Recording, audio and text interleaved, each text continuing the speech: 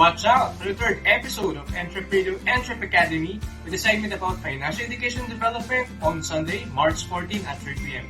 We're going to discuss about long and short-term goals, commitment to achieve it, and the 4 basic needs of life. Let us invest our knowledge on financial literacy for a better entrepreneurship and financial fail-proof future. See you, mga ka-entrep!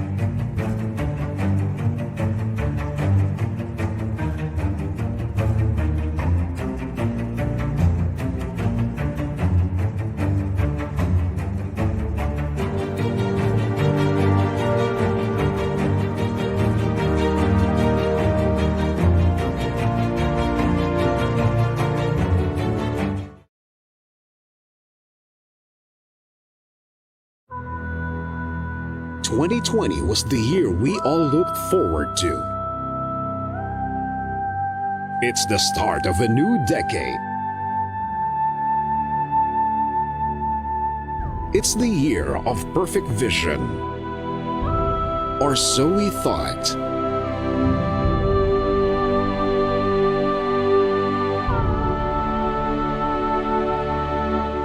And then the pandemic happened.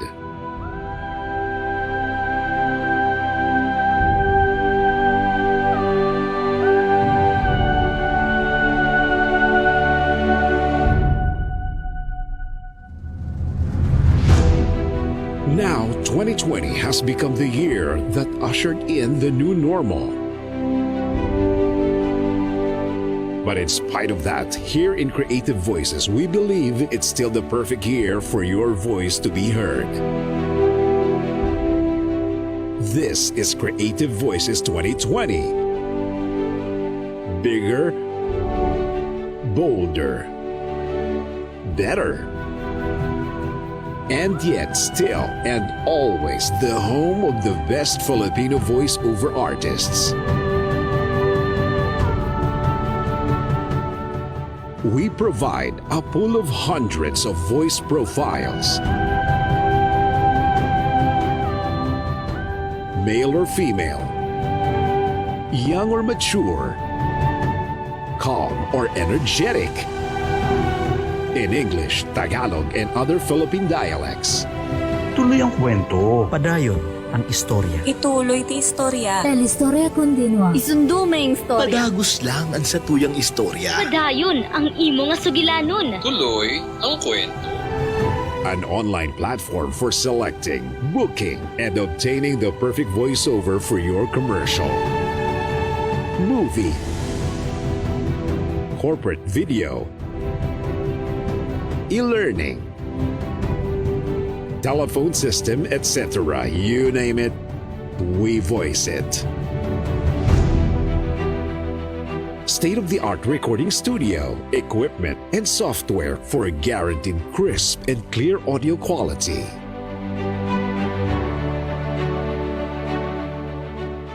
Online workshops on voice acting, home studio setup, and audio editing.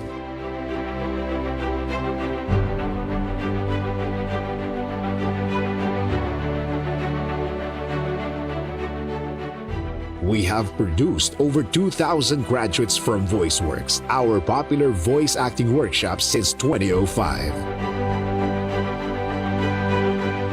And the pandemic is no reason to stop. Vision 2025 to be the leading national network of young Filipino voice artists and creative voices. Mission to provide developmental opportunities and platform that empower young Filipino voice artists in every corner of the Philippines to use their voices to promote positive social change. Adapt, adopt, adept. We create a culture of giving, sharing, loving, and caring. And disrupt the culture of selfishness, greediness, and ungratefulness. We give every unheard and aspiring Filipino voice artist an opportunity to rise above the noise and be heard.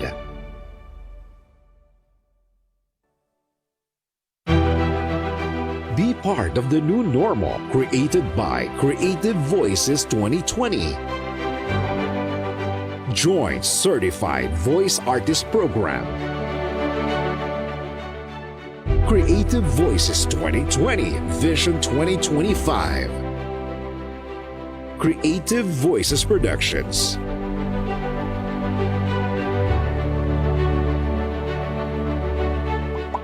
www.youtube.com/thevoicemaster. #VoiceFromHome. Dahil basta boses, creative voices.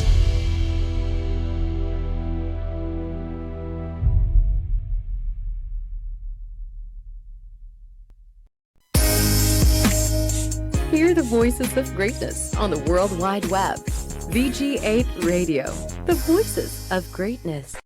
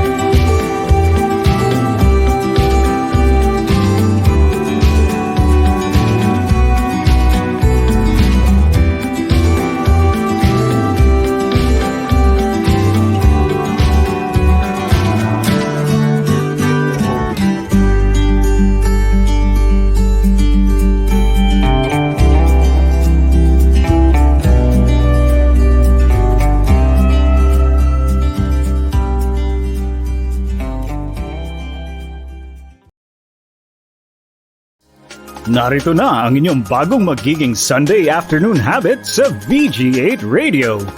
2 oras ng inspiration, motivation at empowerment sa makabagong paaralan ng buhay sa online world. EntrepRadio Online. Invest early in life and be an entrepreneur. Ito ang susi sa inyong tagumpay. Matuto ng mga tips, techniques at best practices sa pagsisimula ng negosyo. EntrepRadio Online. Kasama ang inyong mga business voicemates na sina Rene, the Envoy Storalba, at Faith, the Boss Pastrana. Sila ang gagabay upang maging fun, meaningful at successful ang pagsisimula mo sa negosyo. EntrepRadio Online. Tuwing Linggo, alas 2 hanggang alas 4 ng hapon sa VG8 Radio. Powered by Pocholo Academy, Creative Voices Productions, Creative Sound Studios, Voice from Home, The Voice Acting Project, and The Voice Master Channel. EntrepRadio Online.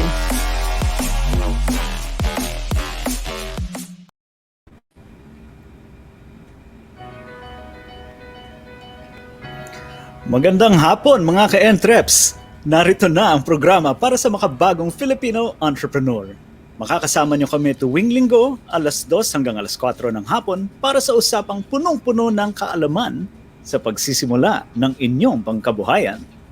Yes, so tama naman yan, partner. Alam mo, we inspire greatness, excellence, and success in every Filipino entrepreneur. Dahil dito sa EntrepRadio, may puso ang pagnenegosyo. Kaya Luzon, Visayas, and Mindanao, isang maganda at maaraw na hapon sa inyong lahat, mga ka-entreps. Hatid namin sa inyong 2 oras na naman ng information, inspiration, motivation and empowerment para sa ating makabagong Filipino entrepreneurs. Welcome to EntrepRadio Online, the voice of Filipino entrepreneurs. Yes, and guys, make sure to like and follow our page. It's EntrepRadio Online to see more informative content about entrepreneurship, which is made specially for Filipinos. Kaya like and follow na, mga ka-entreps. Yun, no? So partner, kamusta ang ating linggong nakaraan? It was very fast. Lagi na lang ganun, no? Ang bilis-bilis pala talaga ng panahon. And kanina kausap ko si Sir Choi, sabi niya mag-1 year na pala ang lockdown. Grabe, no? Exactly, diba? Actually, in March 16, parang officially lockdown tayo, diba? Nag-stop ang mga negosyo. So, happy anniversary sa lahat ng mga na-quarantine, diba? Ay, happy anniversary sa akin. Welcome back to the islands. Oo, tapos alam mo, I was looking back. This time last year, sobrang stressed ako kasi naghahanap ako ng flight pabalik ng Manila and there were no flights at all. Alam mo yung nag-book ka ng flight tapos ika-cancel ng airline, ganun siya ka-stressful. So ngayon, a year after, lockdown pa rin. Lockdown, may curfew ulit, diba? Sa Monday. Kala mo nakalayo ka na, pero nasa bahay ka pa rin pala. Yes, curfew na naman tayo. Sa Monday. Actually, dito sa Parañaque, parang nagsisimula na ang curfew ng 10 p.m. No? So, may umiikot na naka-loudspeaker, parang, yun nga, telling people to stay in their homes, no? Kasi may curfew nga ng 10 o'clock. So yun, from our last episode din pala. Yes. Babatiin lang natin yung mga ating guests, no, from last episode, which is from our company heads, no, from Big Box of Chicken. Diba? Sila Sir Shout Simon. out sa Big Box Chicken. Big Box of Chicken. BBC, sabi nga nila. BBC. Simon Manuel Acosta, si Miss April Rose Matias, and si Sir Jose Manuel Alojado or si Sir Joma. Oh, Joma. Joma, diba? Mm-hmm. And sino pa yung And the guest other natin? part of the show was with Derek Comendador, who's actually in Doha, diba? During the interview, kaya nga naman talagang sobrang global ang EntrepRadio. It's Filipino entrepreneurs, but not only in the Philippines, but also outside the country. O, diba? Yes. Global talaga. So we cater to all Filipino entrepreneurs nasaan man kayo sa mundo. Right. Nakausap ko pala si Derek nung isang araw. Sabi niya nung nag-interview tayo ng show, malamig pa sa Doha. Ngayon daw, sobrang init. 37 degrees. Wow. So parang biglang shift from cold to hot. Diba? Wala nang in-between. Kakaiba ang desierto, mga kaibigan. Walang transition na naganap. Oo. Parang bigla na lang, mainit na. Derek is actually an OFW entrepreneur and investor sa Doha, Qatar. Right. So, yung mga taga UAE, Doha, if you're interested how to invest say yung earnings dyan as an OFW, you can get in touch with Derek Comendador, and you can find him on our Facebook page as well. Yes. And last night pala, just for the benefit ng mga voice artists, no, under the Creative Voice Artist Program, we had our 8th CVA GMM, which is where we recognize, no, our top CVAs, yung mga performers natin, no, kasama dito sa Voice Artistry Project, no. And program pala. Congrats mga ka-CVA, ka-voice mates. Oo. Shout out kay Sir Joshi Simeon, no, who is number 1. Constant yan. Oo. And partner, ano pang balita natin? COVID-related news tayo. Napag-usapan natin briefly kanina, pero ngayon meron tayong update. Sabi nga, 'di ba, it's escalating pa. I thought talaga matatapos na tong COVID, but it's not, sadly. Yes. Ayan, right now we have, pinractice ko to partner, 616,611 cases nationwide, and we have 52,032 active cases so far. Sana wag nang masyadong lumaki. I mean, it will eventually grow, pero sana wag na masyado. And sama na rin natin yung Certified Voice Artist Program, which is on its 2nd week already, last Saturday. But the next training is around April. We'll get back to you on the exact date, no? Pero if you want to join, you could check with Miss Nikki, no? Her email is nikki@creativevoices.com. You can also visit the website of the Certified Voice Artist Program at certifiedvoiceartist.com. No? So if you're interested to develop your voice or your talent, diba? Join CVAP now. And if you have a dream, diba, of becoming either a voiceover artist or a dubber, yan, marami kayong matututunan and may inspire talaga kayo. Definitely, no? Dito na makukuha yung confidence nyo and how to find your own voice and how to share it with the world. So mga ka-Entreps, we encourage you to interact with us by asking your questions in the comments section.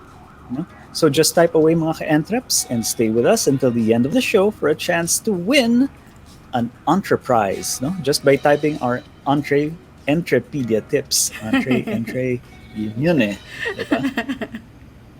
Ayan. So speaking of Entrepedia, eto na ba? Is it the time to call Mr. Entrepedia out? He is here and he's... Ayan nga, nandyan nga siya. Ayan. Let's call out Mr. Entrepedia. Hi, Chase.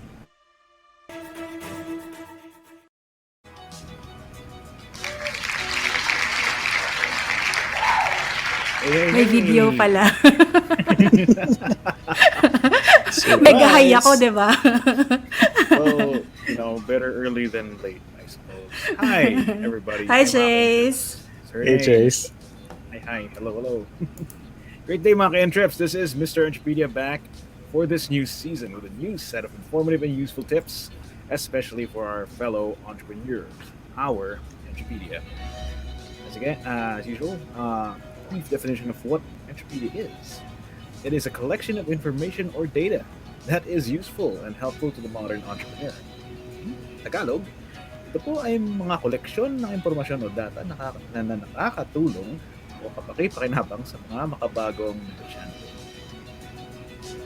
Tama. So take note of the Entrepedia tips, mga ka-Entreps, kasi we will be sharing those tips throughout the show. And if you got all the 3 Entrepedia tips and you shared it with us, you will stand to win a prize. Ano ba? You'll stand to win a prize, mga ka-Entreps. And we would love to share those prizes with you. Indeed. Thank you, Ms. Faith. Now, let's proceed. Coming up with a small business. I'm sure we're all familiar with these things. Small business idea can be as simple as identifying a problem in your local area and finding a solution to it. but there's a reason why many small businesses fail in their first year. And there are a lot of things that can contribute to a business's downfall. Planning is an important phase in establishing a business to minimize such downfalls. That's why we here in EntrepRadio, and me, EntrepRadio, will bring you 3 tips, 3 essential things to remember when starting a small business. Let's start it off with our first Entrepedia tip. Entrepedia tip number 1, don't overcomplicate your concept. Most businesses start from a simple idea or a solution to an everyday problem. Make sure that your idea doesn't end up turning into something complicated. Simplicity is best. The more elaborate your idea becomes, the more expensive it can get. Or overly complicated solutions to problems are more difficult to both market and to implement. Start small and narrow your focus. Find out how you can deliver a simple, high-quality product or service, and then go from there. Simplifying your product can help cut down on costs and also help it with determining your minimum viable product or MVP, should you choose to develop a software solution to scale in the future. So, that was our first Entrepedia tip. Don't overcomplicate your concept. Back to you guys. Yun, no? So, what's your take on this, Chase? Don't overcomplicate your concept. Huwag niyo na pahirapan ng sarili niyo. At anong sa tingin mo dito, Chase? Right, so as the tip mentioned, these overcomplicated concepts usually stem from multiple problems. Like if you were to tackle a lot of problems at the same time, you will get overcomplicated concepts. Which in turn will lead into multiple solutions that may contradict each other or simply even be like too much for you to handle as a person or with whatever the heck you have right now. So one of the things that you can consider to help with this is you gotta stick to one problem. That way you can focus on that single problem and generate one solution at a time. This will help make things a lot more manageable for you and in the multiple aspects of the business, the idea that you're trying to materialize for your business. Yeah, as the tip said, finding out the MVP or the minimum viable product can really anchor you down to your goal of what your business is all about. And one concept that I find really fitting here is for your entrepreneurial concepts is you just follow the good old method of good old KISS, which stands for keep it simple, Stephen.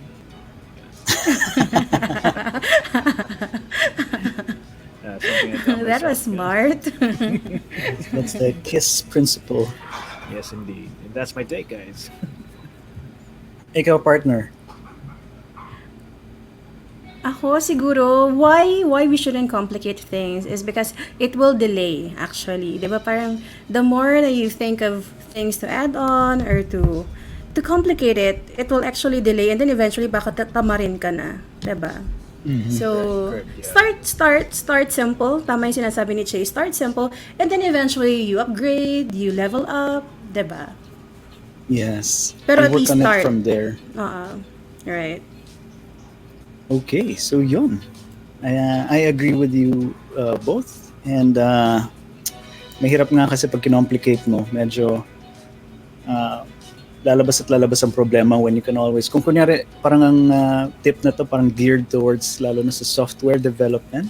No? So kung marunong kayo mag-code, marunong kayo mag-program, pwede kayo gumawa ng application, game, or something for productivity.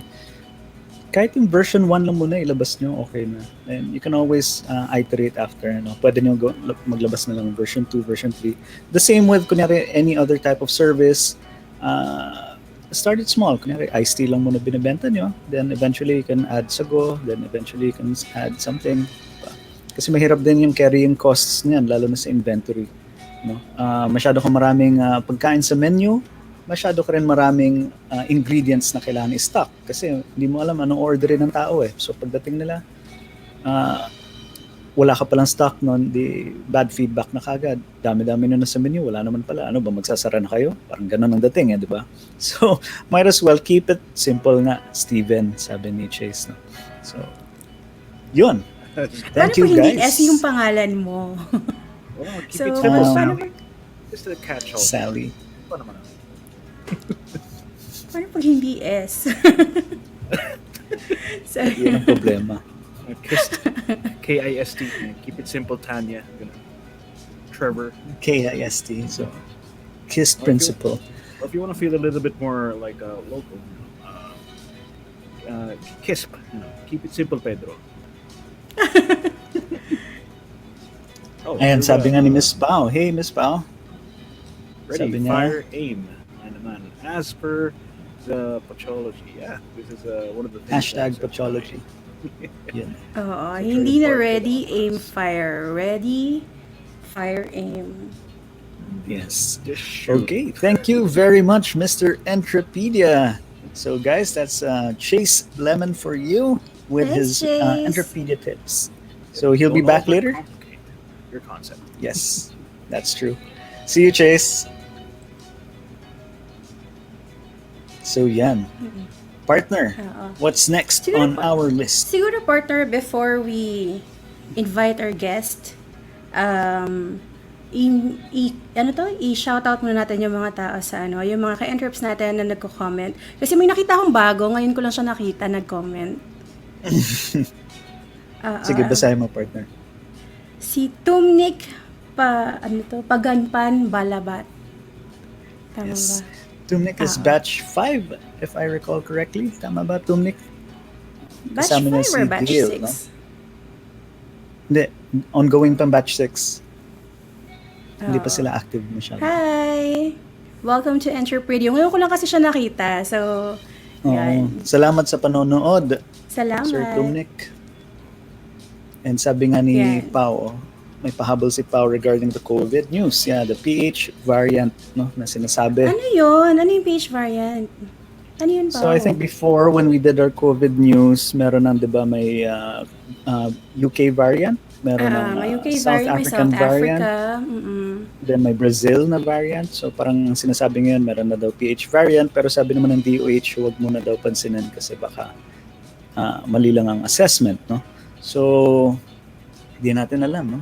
Pero para dapat mas marami sa Indonesia or mas malamang dapat Indonesia muna magkaroon kasi mas malaki yung cases nila kaysa sa atin. Yeah, but still, if meron, then now what, diba? So, yan.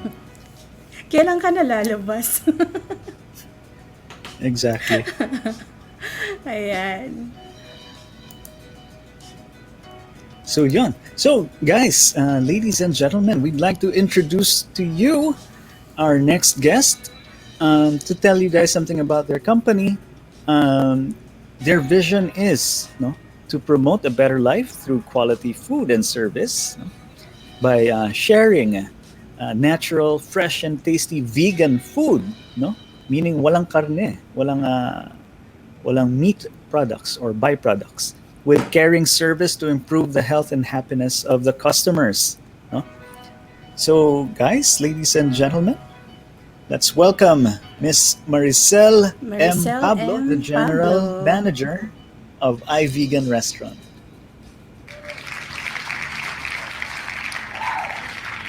Hi, Miss Mace. Kamusta?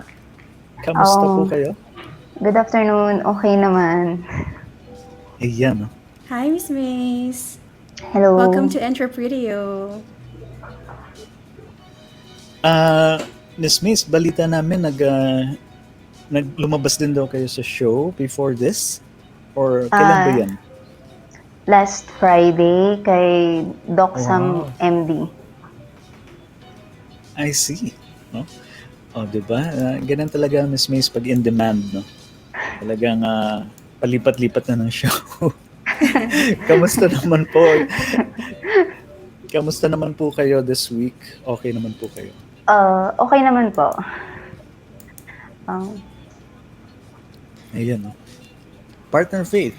Actually, alam mo, partner, yung iVegan, sobrang, sobrang, when you Google it, medyo nasa Number 1 ang Top. SEO ng Google. Oo, ang galing. Siguro kasi madami talaga silang followers, ganyan. So, I think, yan ang pag-uusapan natin ngayon. At titikman natin ngayon ang mga pagkain sa iVegan. Yes. Dumating na ba, And by the- partner? Medyo malayo-layo yata dito sa lugar namin, kaya Okay. on the way. Sige. Kukunin ko lang So, yung ano. Sige, kunin mo. So guys, we encourage you to comment and post your questions dito sa comment section. If you want to ask anything directly to Miss Maricel or to Miss Mace about her company or strategies or anything, or about the food, which is very healthy nga naman kasi vegan siya. So Miss Mace, can you tell us something about your company na hindi pa alam ng mga ka-entreps natin? Okay. So, iVegan restaurant serves fresh and healthy plant-based food. So, it's 100% vegan. So, when you say vegan, it's no meat, no dairy, and no any animal products. And then, iVegan restaurant, we don't use any MSG. That's why it's healthy. Healthy talaga siya. Yeah, we don't use also any processed product. So, lahat ng ingredients is made from scratch. Ano po ang, actually, hindi rin ako masyadong familiar sa mga vegan restaurants. Marami na po bang vegan restaurants sa Philippines ngayon? Before kasi kami nag-open nung last November 2019, we do what we call this competitors check. So, I think may mga mangilan-ngilan na din, maybe 5 to 6 siguro. In Makati, I think there are 3. The Green Bar and the other one in what we call Makati Avenue. I just forget the name. Okay. So, meron na rin pala. Pero, kailan po kayo ulit nag-open? This was just November 2019. 2019. So, before the pandemic. Before the pandemic. Yikes, no? Ayan, Before ito na we siya, get partner. into that. Uy, ito, sige nga. Miss Miss Ian. Hindi pa nabubuksan. Ito siya. Sabi dito, wholesome sisig. Uy! Yan, Marno. Sisig na vegan interesting. food? Yes, oo. Interesting. Kaiba. Interesting. Yung isa, scallops. Scallops? Yes, na vegan. Di ba sobrang interesting? Okay. Surprise! Pero paano yan kung scallops, baked scallops yun is, may cheese din yan or something? Paano? Ano po siya, made of king oyster mushroom. Oh, okay. Smells nice. Ang bango. Parang naamoy ko rin dito. Ang bango niya, promise. Wait lang. Miss Mace, vegan po kayo to begin with. Why did you start the restaurant po? Okay. So, originally, yung iVegan was, what we call this, yung idea is from my business partner who is the president of iVegan restaurant. So, vegan siya for almost 6 years because of, into sports kasi siya. So, mahilig siyang mag-read ng mga books and mag-research, and then he discovered na yung protein which we get from meat is not healthy it's not healthy para sa mga into sports. So, yun yung naging reason kung bakit siya nag-turn into vegan. Then, 2016, nagkaroon din kasi ako ng parang problem sa health. Tumaas yung blood sugar ko, naging pre-diabetic ako. Then, mataas yung cholesterol, and I have fatty liver. So, ako kasi yung person na I believe on natural healing, and I believe na our body heals naturally. So, ang sabi ng IM ko, I need to lessen the intake ng red meat. So, which is pork and beef, ganon. So, healthy meat, white meat ang advice, tsaka more on vegetable. So, he prescribed medicine, pero hindi ko siya ininom kasi I was afraid of the side effect, actually. So, sabi ko, since in-advise niya ako na i-lessen yung intake ng meat products na red meat, so naisip ko that time na mag-change ng lifestyle. So, I changed my diet. So, doon nag-start yung pagiging vegetarian ko. Hindi ako directly nag-go to vegan kasi may process din kasi siya. So, start muna ako ng vegetarian. So, then 2019, tawag dito,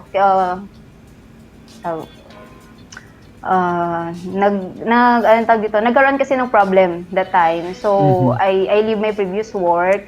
Then, yung president kasi nitong iVegan is co-worker ko siya dati sa dati kong work. So, kinontak niya ako. Sabi niya if I'm willing to return to my previous work. And sabi ko, I want a new environment because hindi ko gustong laging nakikita yung workplace ko kasi nasa harap lang yung Makati Med actually. So, sabi niya sa akin, if I want to start a new environment, pinamanage niya sa akin yung iVegan. So, that when we started, na itayo yung iVegan restaurant. So, yun. Pero, excuse me, prior to this, meron kayong sariling negosyo ng tinayo or talagang this is the first sabak nyo sa This is the managing first. Yun. This is the first po. Previously, yung work ko, anong tawag dito? Parang operation manager ng, back office manager ng, parang parang Pogo. Ganun. I see. So, online banking in short. So, tapos ngayon, it's a restaurant. Talagang ibang-iba ang environment. No? Kamusta naman para sa inyo? How did you find managing a business? Challenging po. Pero challenging, definitely. Kung nandun naman yung passion mo tsaka focus, na-overcome naman. Then wala naman talagang madaling trabaho, pero pag sinitin mo sa mind mo na kaya mo yan, magagawa mo siya. Totoo yun, Miss Mace. Nung bata po ba kayo, nangyari na po bang nagbebenta kayo ng something or ginawa na ba yun? Yes, actually, meron akong dito, yung sideline, meron akong online store. So, yung may mga, parang nagba-buy and sell lang po, buy and sell. So, I buy clothes, then binibenta po siya, ganun.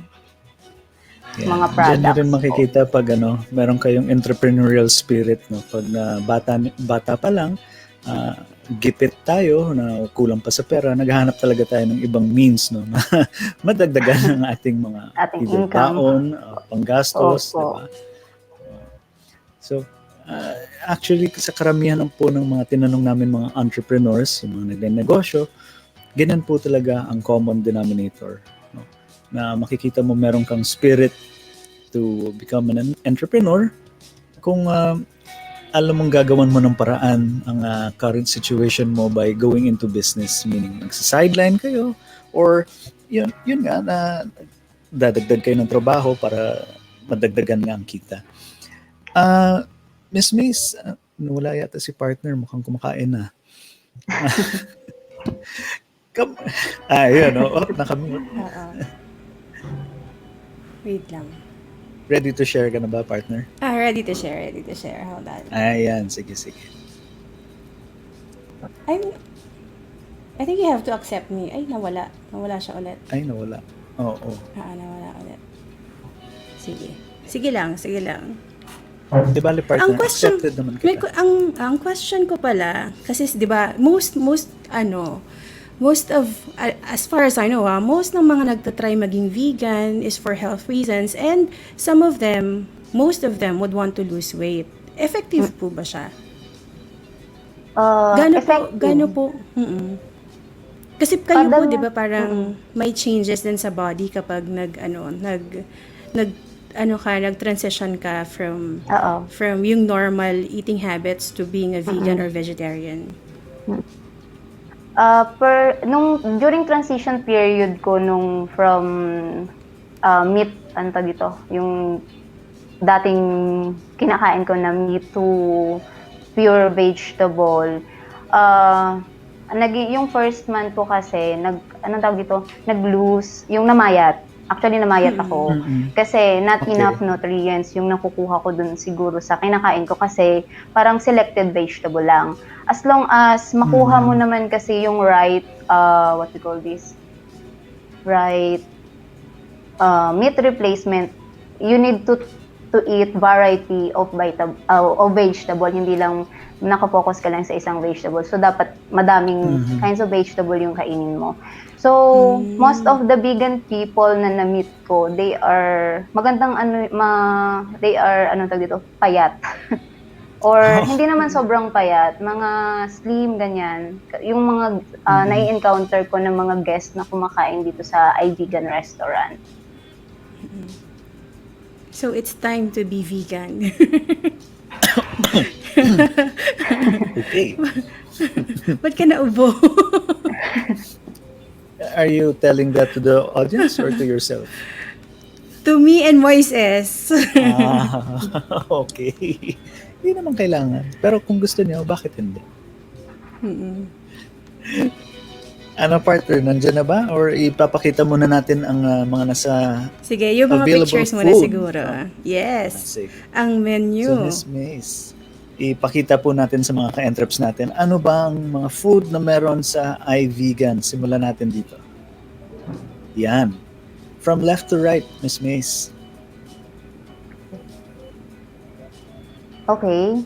So,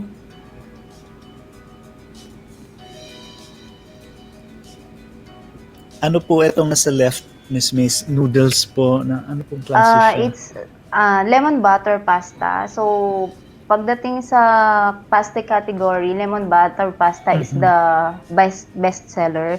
So, it's made of ingredients is angel hair pasta, vegan butter, which is homemade vegan butter.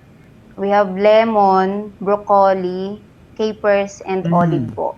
Then at the center is warm kale salad, which is our best seller in salad categories. The ingredients are kale, which is rich in iron. We have apple, mushroom, almond, vegan parmesan, and lemon dressing. So yung vegan parmesan is homemade din po siya. Then the other salad is the mixed green and fruit salad. So itong warm kale kasi, ang medyo maasim kasi yung base niya is lemon. So itong sunod is the mixed green and fruit salad, which is ingredients niya is carrots, cucumber, mango, grapes, apple, and balsamic vinaigrette po. So medyo medyo sweet. I see. Mukhang yummy. Ito actually yung napansin ko talaga, Miss Mace. Sabi ko, wow, pwede nang palitan ng burger nito. Opo. So, ano po itong parang black na bread sa kaliwa po, Miss Mace? It's the falafel burger. So, yung niya, yung buns niya is activated charcoal bun siya. So, ang ingredients niya is romaine, pickled vegetables, homemade hummus. Yung hummus namin is made of sweet potato tsaka beans. Then, Baguio tomato, we have red onion, and then the bun itself, it's activated charcoal bun. Charcoal. Anong ibig sabihin ng activated charcoal, Miss Mace? Uh, Pero ano pa rin siya, veggie pa rin naman siya. yes po. Kumbaga, Yes po. veggie based. To try Opo. is to believe na lang talaga, no? Pag ganito. Pero mukhang gusto kong partner. subukan. Pati yung nasa kanan. Ano tong nasa gitna, Miss Mace? It's Is it sisig or tapa? no, it's the tapa. It's the tapa. So we have Tapa. Filipino-inspired menus also. So it's vegan tapa. So it's made of homemade vegan tapa, which is mushroom, made of mushroom siya, garlic fried rice, tofu scrambled egg, cucumber salsa, and chili vinegar. Wow. Okay. So parang tapsilog siya ang dating. Yes po. How about itong nasa right? Ito yung mukhang pamalit talaga ng burger. Yo. It's a black bean burger. Actually, that's our best seller, black bean burger. So it's made of iceberg, Baguio tomato, caramelized onion, Spartan sauce, side salad, and roasted sweet potato. So ang pinaka main ingredients niya is the black beans. Very high in protein po. Yes po. Tama po ba? Yes po. Ito pa, Miss Mace. Actually, mga ka-Entraps, no? Kung interested kayo, we will flash Miss Mace's contact details later ng iVegan, no? Para you can get in touch with them directly. Ito, Miss Mace. The right picture at saka yung nasa pinaka-left niya is sisig. Etong nasa Sisig. left kasi, is, ano tawag dito? A la carte sisig. So, sineserve siya without rice. So, good for sharing. The left picture is, ano siya, wholesome sisig bowl. So, with rice na siya. Bowl naman na itong nasa right. Yes po. So, yung sisig is, ang ingredients niya, king oyster mushroom, tofu, chili, calamansi, veganese, which is homemade mayonnaise kasi hindi kami gumagamit ng mayonnaise. So we do our own veganese, spring onion, and pickled vegetable. Tapos yung nasa center is vegan steak and eggs. Vegan steak and eggs siya. Yes. So it's made of kimchi brown rice, tofu scrambled egg, and portobello mushroom. Teka, nagugutom ako. Okay, ito naman po, Miss Miss. Si Faith medyo ready na yata, pero partner, tapusin natin tong para makita ng entraps natin. Alam mo yung first time na sinend ni Miss Mace yung picture, sabi ko sa kanya, the food looks good. Sabi niya, it tastes even better. O, di ba? It tastes even better. Commercial yes. tayo po, mga kaibigan. Ito po, Miss Mace, parang pamalit sa Mexican burrito. It's called beetroot chorizo burrito. So, ang ingredients niya is red beet chorizo mix, brown rice, black beans, tomato salsa, cilantro, and purple and green cabbage. Then, tapos yung the mga one dips niya, meron tong spicy or spicy aioli. Parang Spicy pesto. aioli yung isa. Yung isa, cucumber. So hindi ko pa natitikman. Itong sa baba, Miss Miss. Itong sa baba is what we call this? Wait lang. Hummus and pita. We have quesadilla, pero I'm not sure if I send you the picture. It's hummus and pita. So it's button mushroom and pickled vegetable, and then the hummus, which is made of chickpea and sweet potato. How about itong nasa gitna po? Ako masarap yung nasa gitna is vegan. It's like an ice cream. So it's a homemade smoothie bowl. It's a dessert. So it's paitaya acai, which made of red dragon fruit, acai berry, mango, chia, almonds, and cacao nibs, and then mint leaves. If you taste that, sir, it's parang talaga siya, lasang ice cream but made of fresh fruits. Ang acai berry, ang daming noted na benefits sa katawan, di ba? Kaya medyo Opo. mahal siya. And itong nasa right, One of our bestseller also in pasta category, which is herb tomato. So parang red version siya ng pasta. So it's made of French beans, sun-dried tomato, herb garlic, and vegan parmesan. So the pasta is also an angel hair pasta. nice. Buti na lang kumain na ako bago tayo nag-show, no? Hindi talagang... ito, mga desserts na to, sigurado ako. Hindi, that's what I have. I think that's the scallop. The left scallop pala photo to. is the vegan famous scallop kasi isa talaga sa mga bestseller yan kasama ng lemon butter pasta. So it's made of seared king oyster mushroom, pesto, and tomato salsa. Wow. And itong nasa gitna po. It's what do you call Kale? this? Tropical green smoothie. So pagdating sa smoothie, siya yung bestseller. It's made of banana, pineapple, kale, and almond milk, and chia seeds. Oh.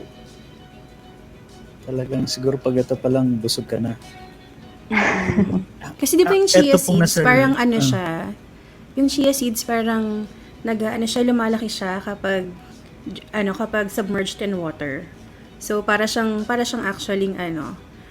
Nakakabusog siya. Yung mga pearls sa mga drinks, okay.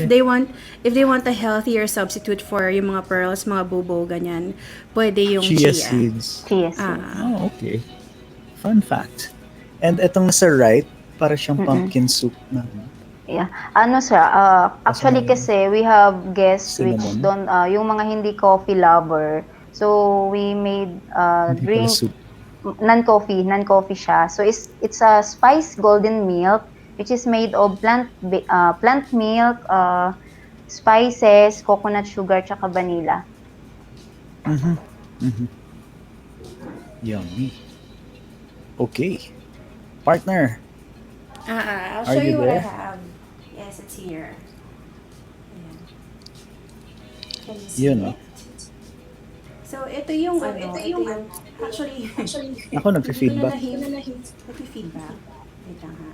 Teka, i-mute ko Is it yung better isa. Wala na. Okay. I-mute ko na yung Okay, isa. good. So, ito yung scallops na nakita natin sa picture kanina. Tapos, habang nag-discuss kayo, I just couldn't help myself. I tried it. And Kaya pala mukhang bawas na. Oo, nabawasan na siya ng isa. Seryoso, Ayun, nasa may siyang, clean spot, yung texture niya, scallops talaga. Wow. Siya. Tapos Oo, seared totoo. pa. It's made of mushroom, tama po ba, Miss Mace? Yes po. King oyster Oo, mushroom. Pero King yung oyster niya, yung texture niya, you would think na it's scallops. Tapos yung taste niya parang scallops. Ang galing. Ang galing niya. Ay, wala Excited na ako makuha yung sa akin. Grab, Nakita mo nasan ba? ka na? Parang nawala. Yes, kita. Hindi, kita siya. Okay. How about yung wholesome The other sisig one. natin dyan?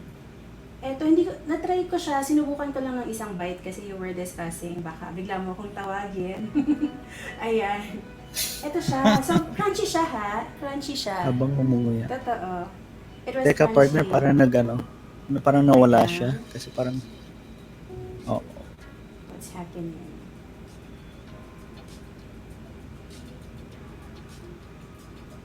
Hold on. ayan, okay, bumalik. Okay. So, ayan nga, ito yung sisig. Tapos, siya, crunchy siya when you take a bite. You wouldn't think na, ano pong gamit dito sa sisig? Kasi crunchy nga siya eh. Mushroom and tofu. Mushroom So, and hindi siya tofu. chicharon? Tapos, No, it's no. not chicken. Pero it still has that texture sa sisig. Tapos yung mayonnaise niya, di ba vegetarian mayonnaise din? Hindi siya yung... Yeah. Oo. So, para kang kumakain talaga ng sisig. Alam mo, nung first, sabi ko kay Miss Mace, parang curious akong malaman kung anong lasa kasi I haven't tried yung mga ganito ka, ibang level ng mock meat. Ang galing. Para siyang, yung texture niya pareho. Yan. So, out Yun, and no? off. So, alam mo na saan ka mag-order, partner. Oo, Makati. Tapos Makati lang, di ba? So, very accessible. Ayan. So, Sige, pag nag-on ka na ng camera, ayan. yun, no? There you are. So, ito na nga siya. Panoorin po natin si Faith. Oo, Paano siya inggitin kumain kita. ng scallops. Yun. Inggitin kita. Tapos meron siya parang malilit na bean sprouts. Mhm. Ayan. Ito siya, nakikita nyo ba? Ito Kita. Kitang-kita. Ay, tumutubo. Meron siyang parang yan. Harap. Scallops na scallops, ha? Sige. Gusto mo i-zoom pa natin ikaw?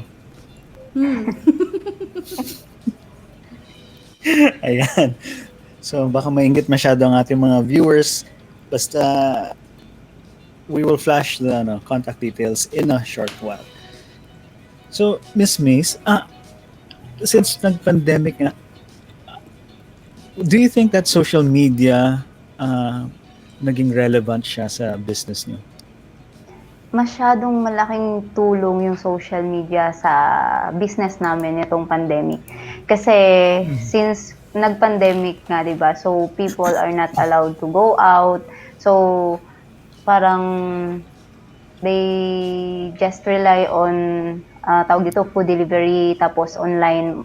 Parang malaki yung naging factor nung online or nung tama sa business namin. So yun. Tapos meron nga kayong Instagram, meron pa syempre sa Facebook. Saan po mas I think for food, no? Saan po mas malakas ang viewership niyo? Sa Instagram po or sa Facebook? Almost the same po. Almost the same. Almost the same, yes po. Tapos paano pong delivery system na ginagamit niyo ngayon? Meron kayong sariling mga riders or meron or food panda, ganon? Apo. So during nung pandemic, we partner with different delivery. So we have Food Panda and Grab.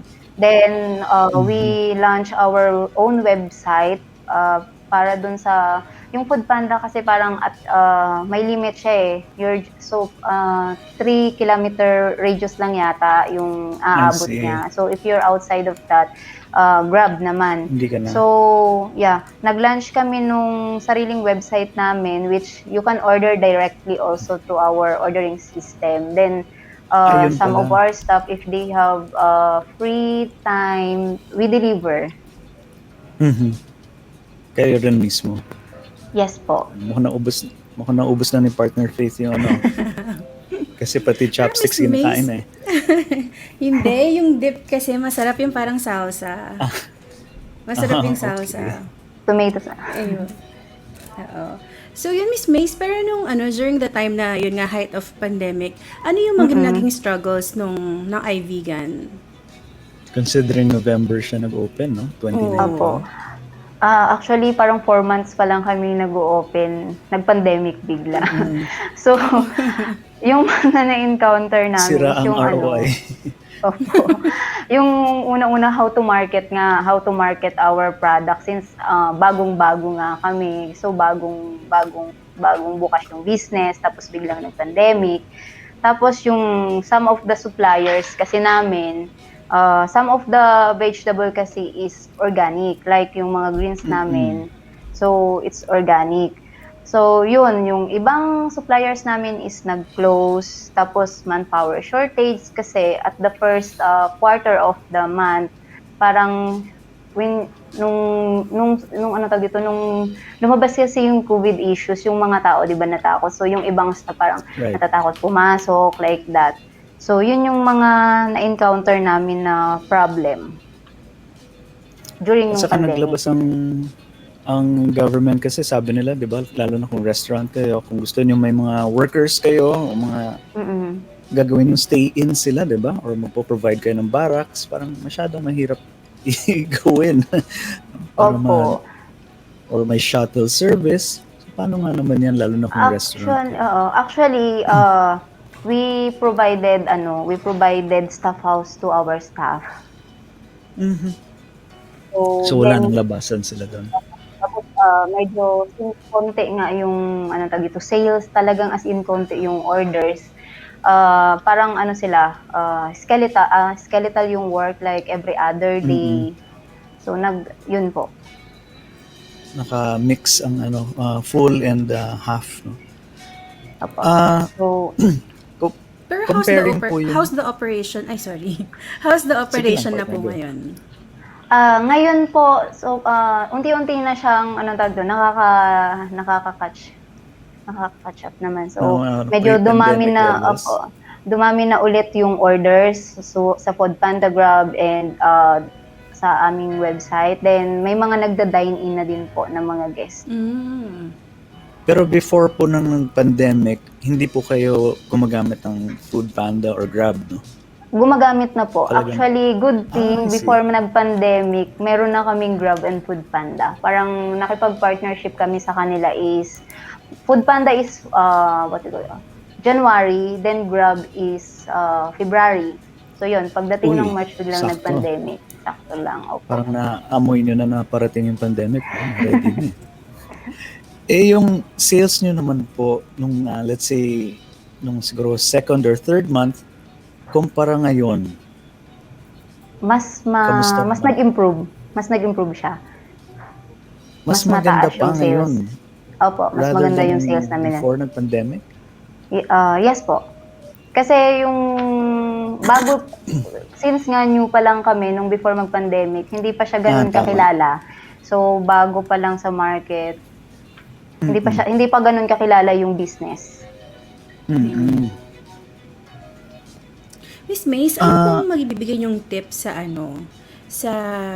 kasi like kayo po, 'di ba? Sabi niyo you relied heavily on social media nung nagkaroon ng pandemic. What do you think caught the attention of your customers in social media? Ano pong mabibigay yung tip about posting your food, your products sa social media, and how do we get attention? Tips. Unang-una kasi, 'di ba, since nga nag-pandemic, most of the people din kasi, 'di ba, parang nag-turn sila into healthy living, 'di ba? So, tapos yung food presentation and photos, then yung taste ng pagkain. Yun, no? Then we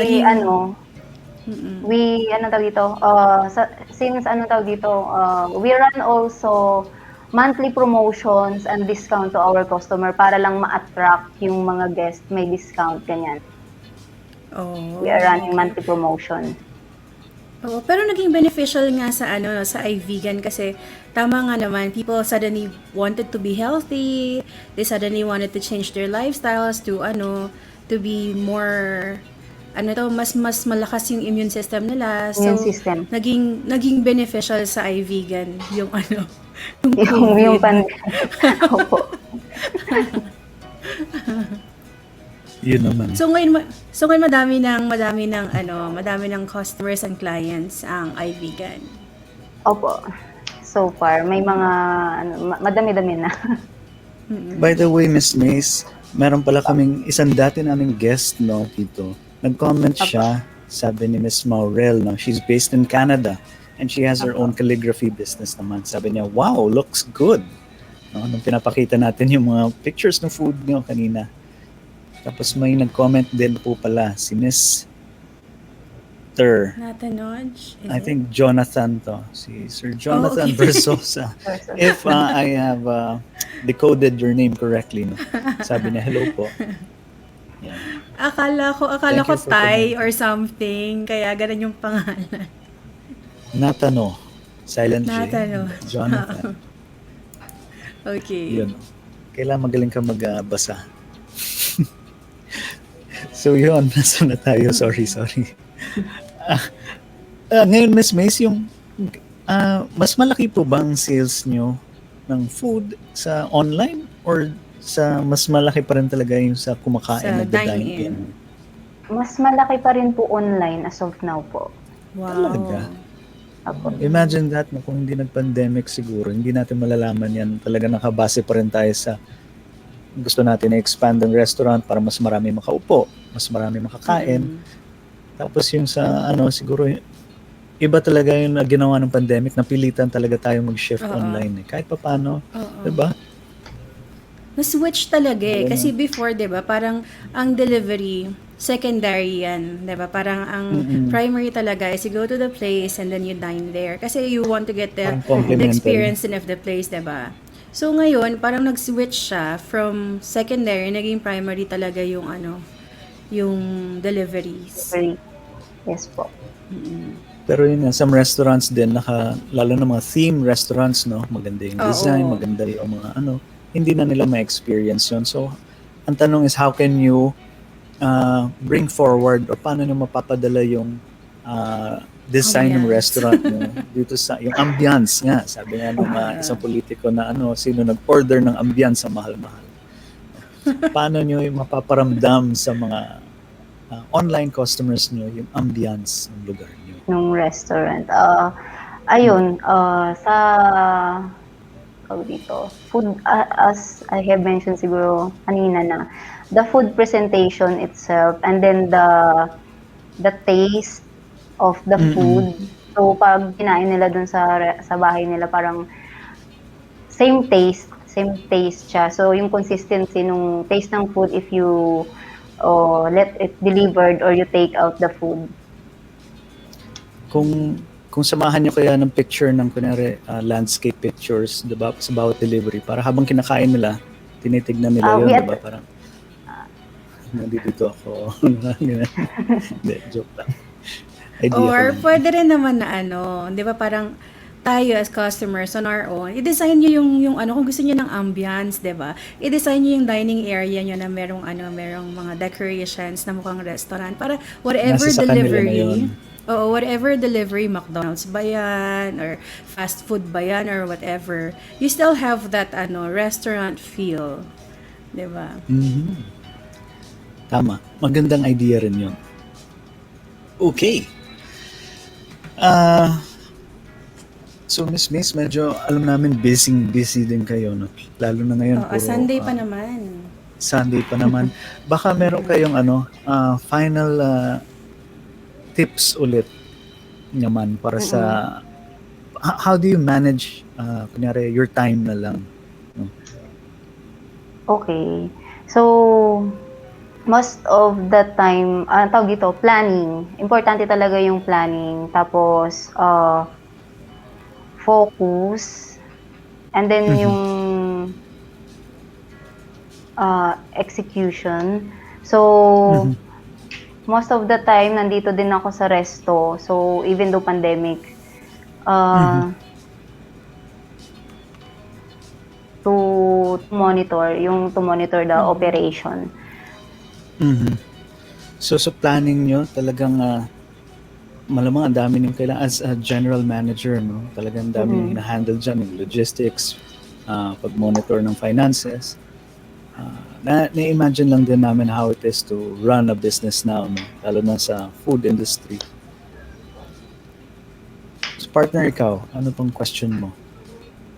Ako siguro na lang, ano yung inspiration nila? Ano yung gusto nilang ma-achieve siguro in a few years time?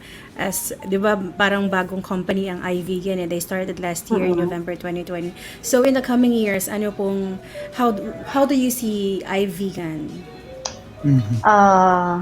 For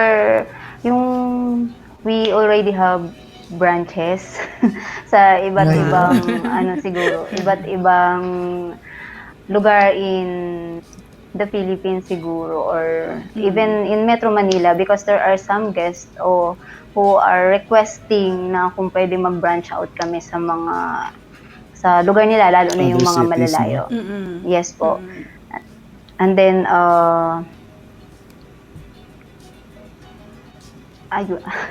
actually, we already have our second branch. It's in Espiritu. Wow.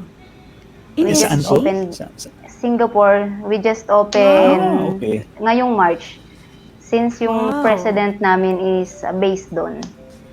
Ah, Oh, okay. congratulations. So imagine mo yun, diba? I mean, Oo, dito sa pandemic, Philippines, ha? sa SG, isa din. Oo, Yeah, so pandemic yan ha, ang galing. Actually, parang, I think, kung kunyari ang focus nyo, expansion is for delivery purposes, kahit wala nang sit-in, parang kitchen na lang ang kailangan nyo buksan. Kitchen. Parang pick-up station na lang ang mangyayari. Kasi nga naman, kung katulad niyan, Makati to Parañaque, medyo mahal na rin ang delivery. Siguro abot na ng 200, 300 dyan. Medyo mahal na nga talaga. Whereas kung meron kayong branch dito, or dun sa, nasa marami ng customers nyo na nagsasabi, di mura na lang, wala pang 50, 40 pesos na lang ang delivery, or 80 pesos, which is cheaper. So, yun. Ay, Miss Mace, last question ko po. Miss Mace, meron po ba Yes, kayong po. mga parang meal packages, like kunwari, set meals, like kunwari, breakfast, lunch, dinner, do you do that? Di ba kasi may mga ganong packages na parang you don't have to think about your food for the whole day. Parang meron ka ng breakfast, may lunch, may dinner ka na, may snacks pa, ganyan. Tapos counted yung calories. May ganun po ba ang iVegan? Actually, since, anong tawag dito, yun na yung next project namin. Since nakipag-tie up okay. kasi kami sa Anytime Fitness Gym in Glorieta. So, they are requesting for the meal plans, actually. So, pinag-uusapan na namin kung paano namin siya gagawin. So, maybe for the next month. Oo. Yun. Kasi 'di ba, if you wanna lose weight, kung yun yung project mo for this year, kailangan mo talaga ng steady supply ng food para walang iwas cheat day, ganyan.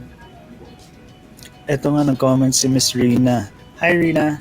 Sabi Hi, niya, yes, Rina. please have branches so it becomes more accessible to people. If the option is easily available, it stops being an excuse to not choose healthy meals because it's impractical. Tama.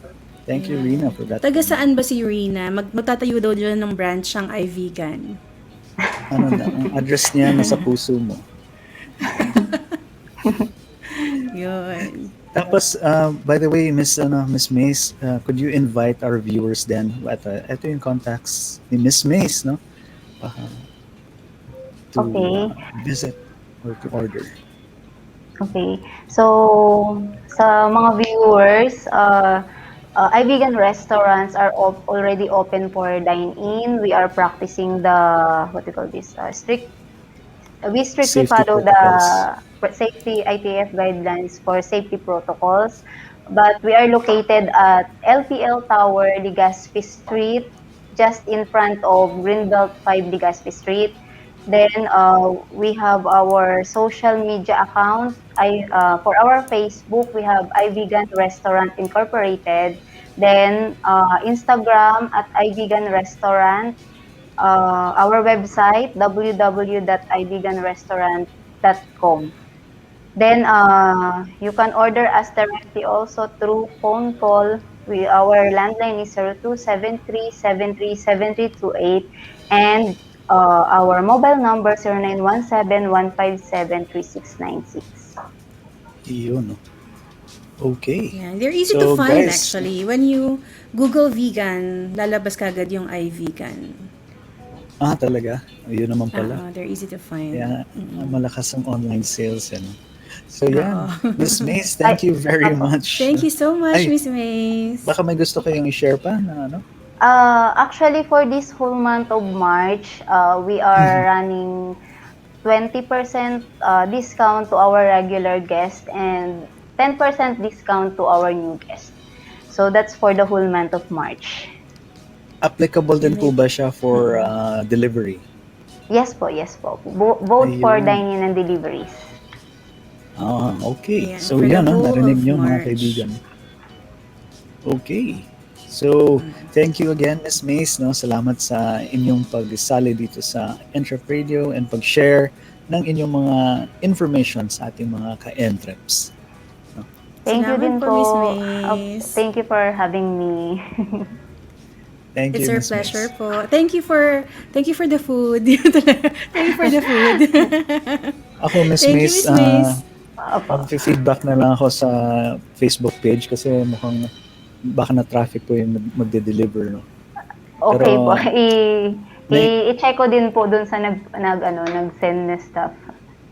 nainggit lang po ako kay Faith kasi mukhang Oo, nag-enjoy you siya have dun to sa try it. kinain Ano niya. ba yung food mo? Ano kaya yung surprise kasi yung sa'yo, hindi ko alam kung anong Oo. dineliver. Ano yata, I'm not sure if it's mango maki, the other appetizer. Isa din siya sa bestseller, mango maki, and I think anong tawag dun? Ano ba yung pinadeliver ko kanina? Sorry. Ano yata yung isang sandwich, cold shroom sandwich. Cold shroom sandwich. Perfect. Thank you, Miss Mace. No? And iVegan Opo. Restaurant. Gagawan po natin ng post yan sa page. No? May Oo. review time din. Thank you so much Thank po. you. Thank you so much, Miss Salamat, Miss Mace. Mace. Thank you. Ayun. Oh, yan, okay. I'm looking forward to the vegan dish. No? Talagang mukhang si partner nag-enjoy. Oo, masarap yung scallop, promise. Yung Talaga? yung sisig, hindi ko makain kasi it might be a little messy. Baka. Pero Mag-enjoy ang viewers natin. The messier, the better. hindi ako makafocus. Gusto Pag ko ikaw nang ang kainin kumakain. yung sisig. Gusto ko nang kainin yung sisig. Ayun. So yan. What's next, partner? Break! Speaking of break, mga ka-Endreps, please welcome back Mr. Chase Lemon for our Endrepedia tips number 2.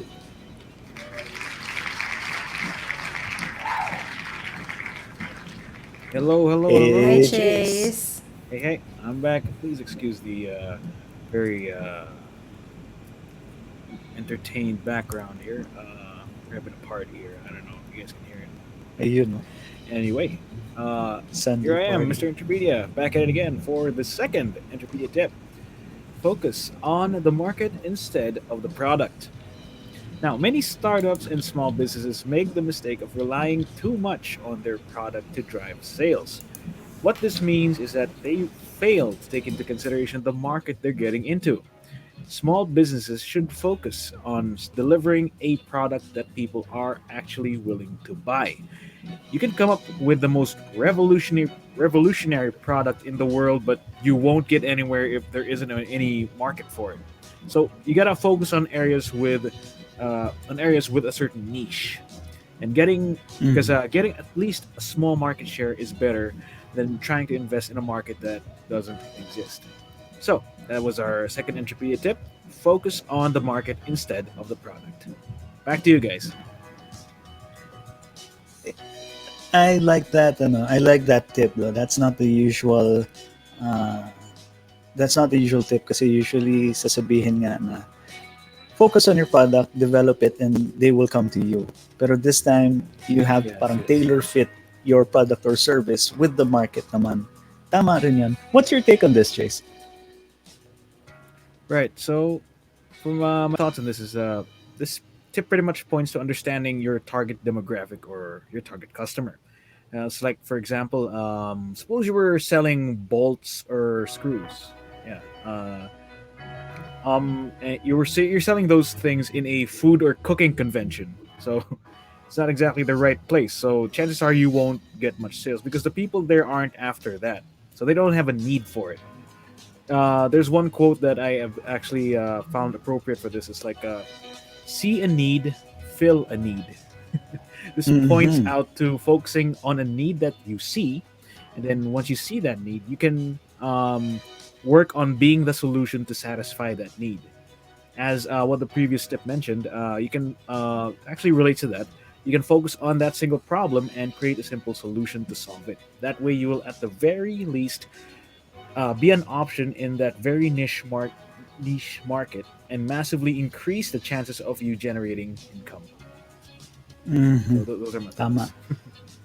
That example of selling screws in a food convention, talagang kakaiba nga naman. I mean, what are the odds na may maghahanap sa'yo doon? Although maraming gumagawa niyan, like kunyari may mga convention, kung ano-ano lang yung nagpa-pop up.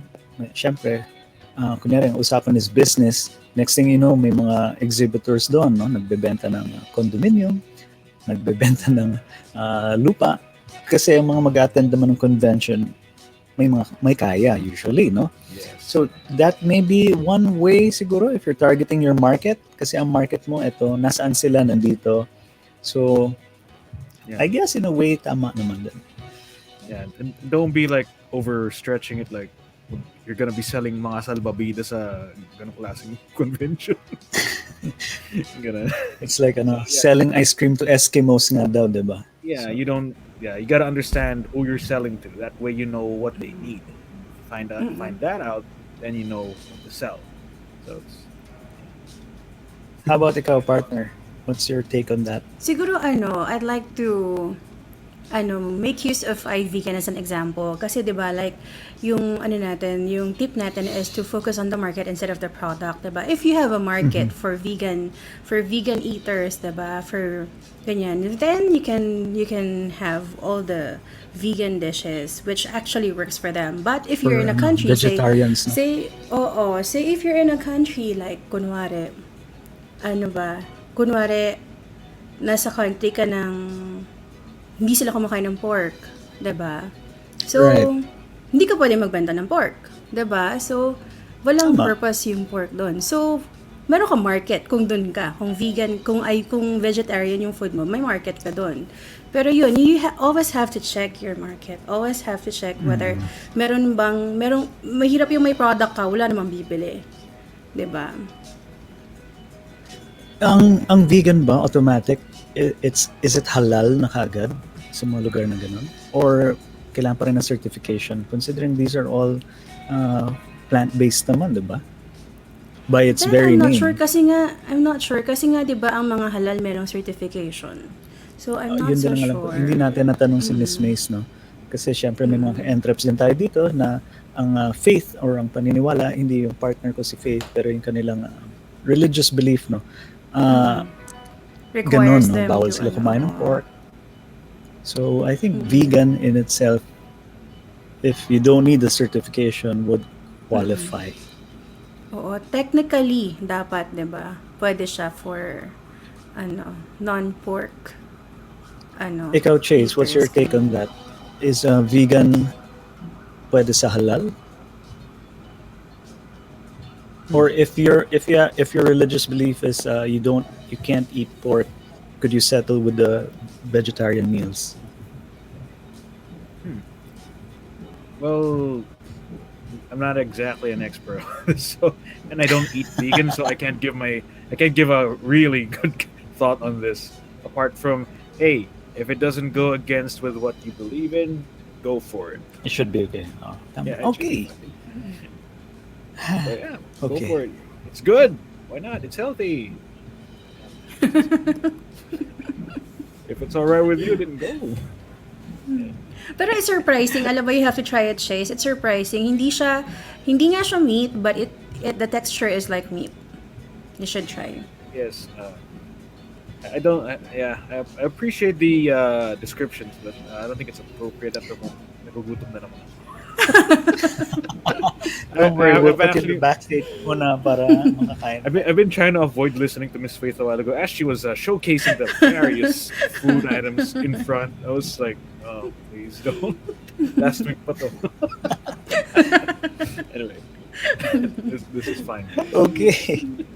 Thank you very much, Mr. Entrepedia. Thank you. See you again, Chase. In a bit. See you later. Okay. So, yan. No? Uy. Parang ako na lang mag-isa dito. What happened? Hello? Yun. Oops. Okay.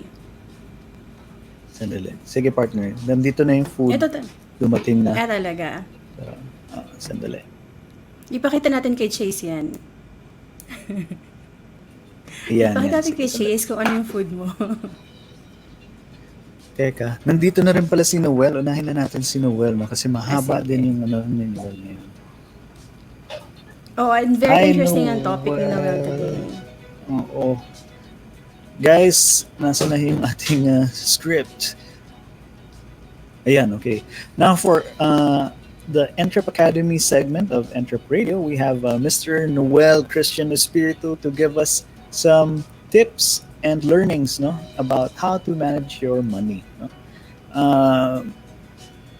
Your money or your finances.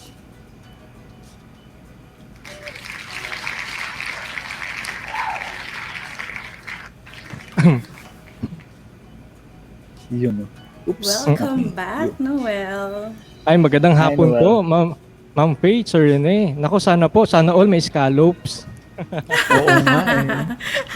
Kakagutom, tama si Sir Chase eh. Malalaman. Uy, malapit sa iyo yun, Noel. Makati ka, diba? Makati yung work mo. Yes. Hmm.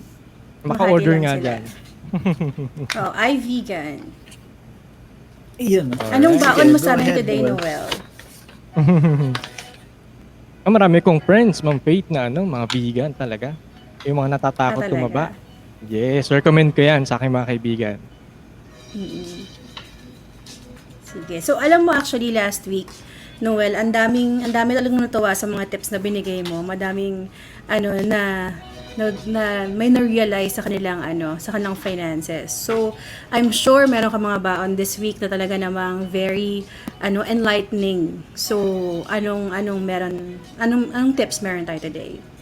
Alright, so bago po tayo tumungo sa ating topic ngayong linggo, balikan naman po natin, recap po tayo dun sa mga ka-entry po natin na hindi po nabalikan yung ating mga nakaraang episodes. Ang una po nating episode, 2 weeks ago, ito po yung about sa vision. So, importante po ang vision kasi ito po yung pinaka-mapa natin sa ating buhay. Noong nakarang linggo, ang topic naman po natin ay tungkol po sa standards of budgeting, tungkol naman po sa savings, and tungkol naman po ito sa disiplina. So kung wala po tayong disiplina, okay, kahit ano pa pong techniques ang ating gawin o ating pag-aralan, hindi po natin yung masusunod, hindi po ba? Kasi katawan po lang po natin ang ating makokontrol, di ba? Outside of our body, wala na po tayong control. So, syempre, disiplina po ang importante. Okay? So kung meron na po tayong nagsisave na po tayo, alam na po natin yung techniques sa pagsisave. Okay? So ngayong linggo, pag-aralan naman po natin o tukuyin po natin yung tungkol naman po sa long and short-term goals. Commitment to achieve it at tungkol po dun sa 4 life basic needs. Okay? So marami po nagtatanong, 4 life basic needs, di ba? Actually, marami po tayong kailangan. Marami po tayong kailangan sa ating buhay, pero ito po yung 4 na basic needs na kapag hindi po natin ito na-fulfill or kapag hindi po natin ito na-plano ng maayos, mapupuruhan po ang ating sistema pang pinansyal. Ngayong present at pati na rin po sa future. Okay? So, tukoy na po natin, long and short-term goals. When you say short-term goals, ito man po yung mga plano natin sa buhay 5 years o 10 years from now. So, ito yung mabilisan lang, mga 60 months or 120 months. Okay? For example, gusto natin ng kotse. Okay? So, siyempre, kailangan incline din po yung sa SMART rule ang ating pagpaplano. Ibig sabihin ng SMART, specific, measurable, attainable, realistic, and time-bound. So, kung wala po tayong, kung yung plano po natin ay hindi naman po realistic, wala lang po. Para lang po tayo nangarap, hindi po ba? And then, when you say long-term, ito naman po yung pangmatagalan. Usually, ito po yung pagpaplano para po sa ating pagre-retire. Hindi po ba? Ang retirement po kasi para po yung mahabang bakasyon. Siyempre po, pag nagbakasyon tayo at wala po tayong budget, ay nakakalungkot po yun, hindi po ba? Okay. So, sa pagpaplano po sa buhay, kailangan po natin ng mapa. Okay? So, kung gusto natin ng kotse, for example, gusto natin ng Fortuner, mga 1.8 to 2 million pesos po yan, tingnan po natin, realistic ba? Okay? At talagang kailangan din natin ng commitment tungkol dito. Commitment po kasi yung talagang nagsiselyo ng ating mga pangarap. Kapag wala po tayong commitment, baka after 2 months, 3 months, o 5 months, wala na po tayo doon sa mismong road na dinadaanan natin at ma-defocus na po tayo. Okay? So isipin po muna natin kung talagang gusto natin ng isang bagay, so disiplinahin po natin ang ating sarili. Tingnan po natin yung ating mga ginagalawan kung meron pa ditong nagiging hindrance papunta doon. At kung meron man, tukuyin natin at tanggalin natin unti-unti. Sa totoo lang, napakahirap pong disiplinahin ng ating sarili, hindi po ba? Kaya nga mahalaga, Ma'am Faith, di ba? At Sir Rene, na humanap tayo ng ating mga kapartner. Humanap tayo ng kaibigan na mapupush tayo na abutin yung ating mga pangarap. Di ba? Ngayon, kung hindi man po tayo biniyayaan ng mga tao sa ating paligid, na talagang makakatulong, makakapush sa atin, andiyan naman po si God, di ba? At ating sarili. So, tuloy-tuloy pa rin po tayo. Okay? Marami po kasi mga mga entrep, di ba? Mga ka-entrep natin, like yung mga business tycoon sa Henry C. Talagang namayagpag sila dahil dun sa vision nila. Diba? Naglilinis lang siya ng sapatos dun sa Mercury Drug sa May Quiapo, di ba? Nag-start ang SM doon. Isang maliit na Sumart, hanggang ngayon isa na siyang imperyo. So, mangarap po tayo at make sure yung pangarap po natin bibigyan po natin ng tamang commitment. Tandaan po natin, ang pangarap po kasi hindi po yan basta-basta natutupad. Ang natutupad po yung step-by-step process papunta po doon. Yung tatawag na small wins, hindi po ba? So, once na disiplina po natin ang ating sarili, tuloy-tuloy na yan. Diba? Focus tayo dun sa iba pa. Kung may disiplina tayo ay magsubi o tayo mag-impok. Diba? Kung tayo po ay gusto natin magpapasok sa entrepreneurship, gusto natin magnegosyo, simulan na po natin mag-impok ngayon. Kung matapang ka naman, usually yung iba umuutang po Di ba? Pero syempre, isipin po natin, kasi sabi nga po ni Sir Chase kanina sa Entrepedia, tignan natin yung ating market. Mamaya, magbebenta pala tayo ng ganito, uutang pa tayo sa bangko o kung sino pa man, tapos hindi natin nakikita na yung market pala natin hindi pala ganun ka-powerful sa lugar na yon o sa panahon na yon. So, maaaring mabaw lang tayo sa utang. So, syempre, tingnan natin yung ating paligid. Hindi po ba? Alright. So, di ba nagtatanong, teka, gusto kong magnegosyo. Ang problema, paano ako mag-i-start ng pagnenegosyo? Paano rin ako mag-i-start mag-save papunta doon sa goal na gusto ko na yun o short o long-term goal? Una, realistic muna tayo. Calculate po natin, mga ka-entrep, yung ating potential na maaaring kitain hanggang sa ating pagre-retiro. For example, meron pong isang empleyado na nag-work sa isang BPO, for example. Ang pangalan po niya ay Pedro. So si Pedro ay 30 years old na. At si Pedro naman po ay kumikita ng 15,000 pesos sa isang buwan. So, assuming na siya po ay magre-retire at the age of 60, tingnan po natin kung magkano ang potential na kanyang maaaring kitain. Okay, potential kasi po pwedeng ma-promote naman si Sir Pedro o po pwedeng lumipat sa ibang trabaho na mas malaki po yung sweldo. So, calculate po natin. Okay, so mga ka-entrep, maglabas po tayo ng calculator. Okay? Ibase po natin sa ating sweldo. So Sir Pedro, so 30 years old siya, kumikita siya ng 15,000 pesos, i-times po natin yan sa 30 years. Bakit po 30 years? Kasi po, assuming na 60 years old po siya magre-retire, so meron pa pong 30 years, hindi po ba? Kasi 30 years old siya. So ang 30 years ay binubuo po ng 360 months. Okay? So 15,000, yung kanyang monthly salary, times 360 months. Sige po, i-times po natin yan. So, ang labas po nito ay 5.4 million pesos. So, kung tuloy-tuloy po ang sweldo ni Sir Pedro hanggang siya po ay mag-retire at siya ay, assuming, natatabi po siya ng ganun consistently ng pera, ito yung sweldo niya, so 5.4 million po ang total na kanyang kikitain. Ngayon, base naman po sa 50-30-20 rule, budgeting, okay, yung 20% ay mapupunta po sa savings and protection. So, kunin naman po natin yung 20% ng 5.4 million na potential po niyang earnings. Okay? So, ang potential earnings po niya ay 1,080,000 pesos. Okay. So, yung 1,080,000 pesos na po na yan po yung potential na maaari nating i-save kung tayo po ay consistent na magtatabi ng 20% o 3,000 pesos po ng 15,000 pesos simula po 31 years old hanggang siya po ay mag-60. Okay? So, yung 1,080,000 pesos na po na yan po yung hindi napapansin ng karamihan. Lalo na yung mga hindi po nag-i-excess yung 20% o yung hindi po talaga nag-save. Ito po yung pera na kung saan napupunta sa pag-inom, di po ba? Napupunta po ito sa pagbili ng mga kung ano pa man na hindi naman kailangan natin. So, tingnan mo, ang laki po. Tama po ba, Ma'am Faith? Ang laki. 1,080,000 pesos.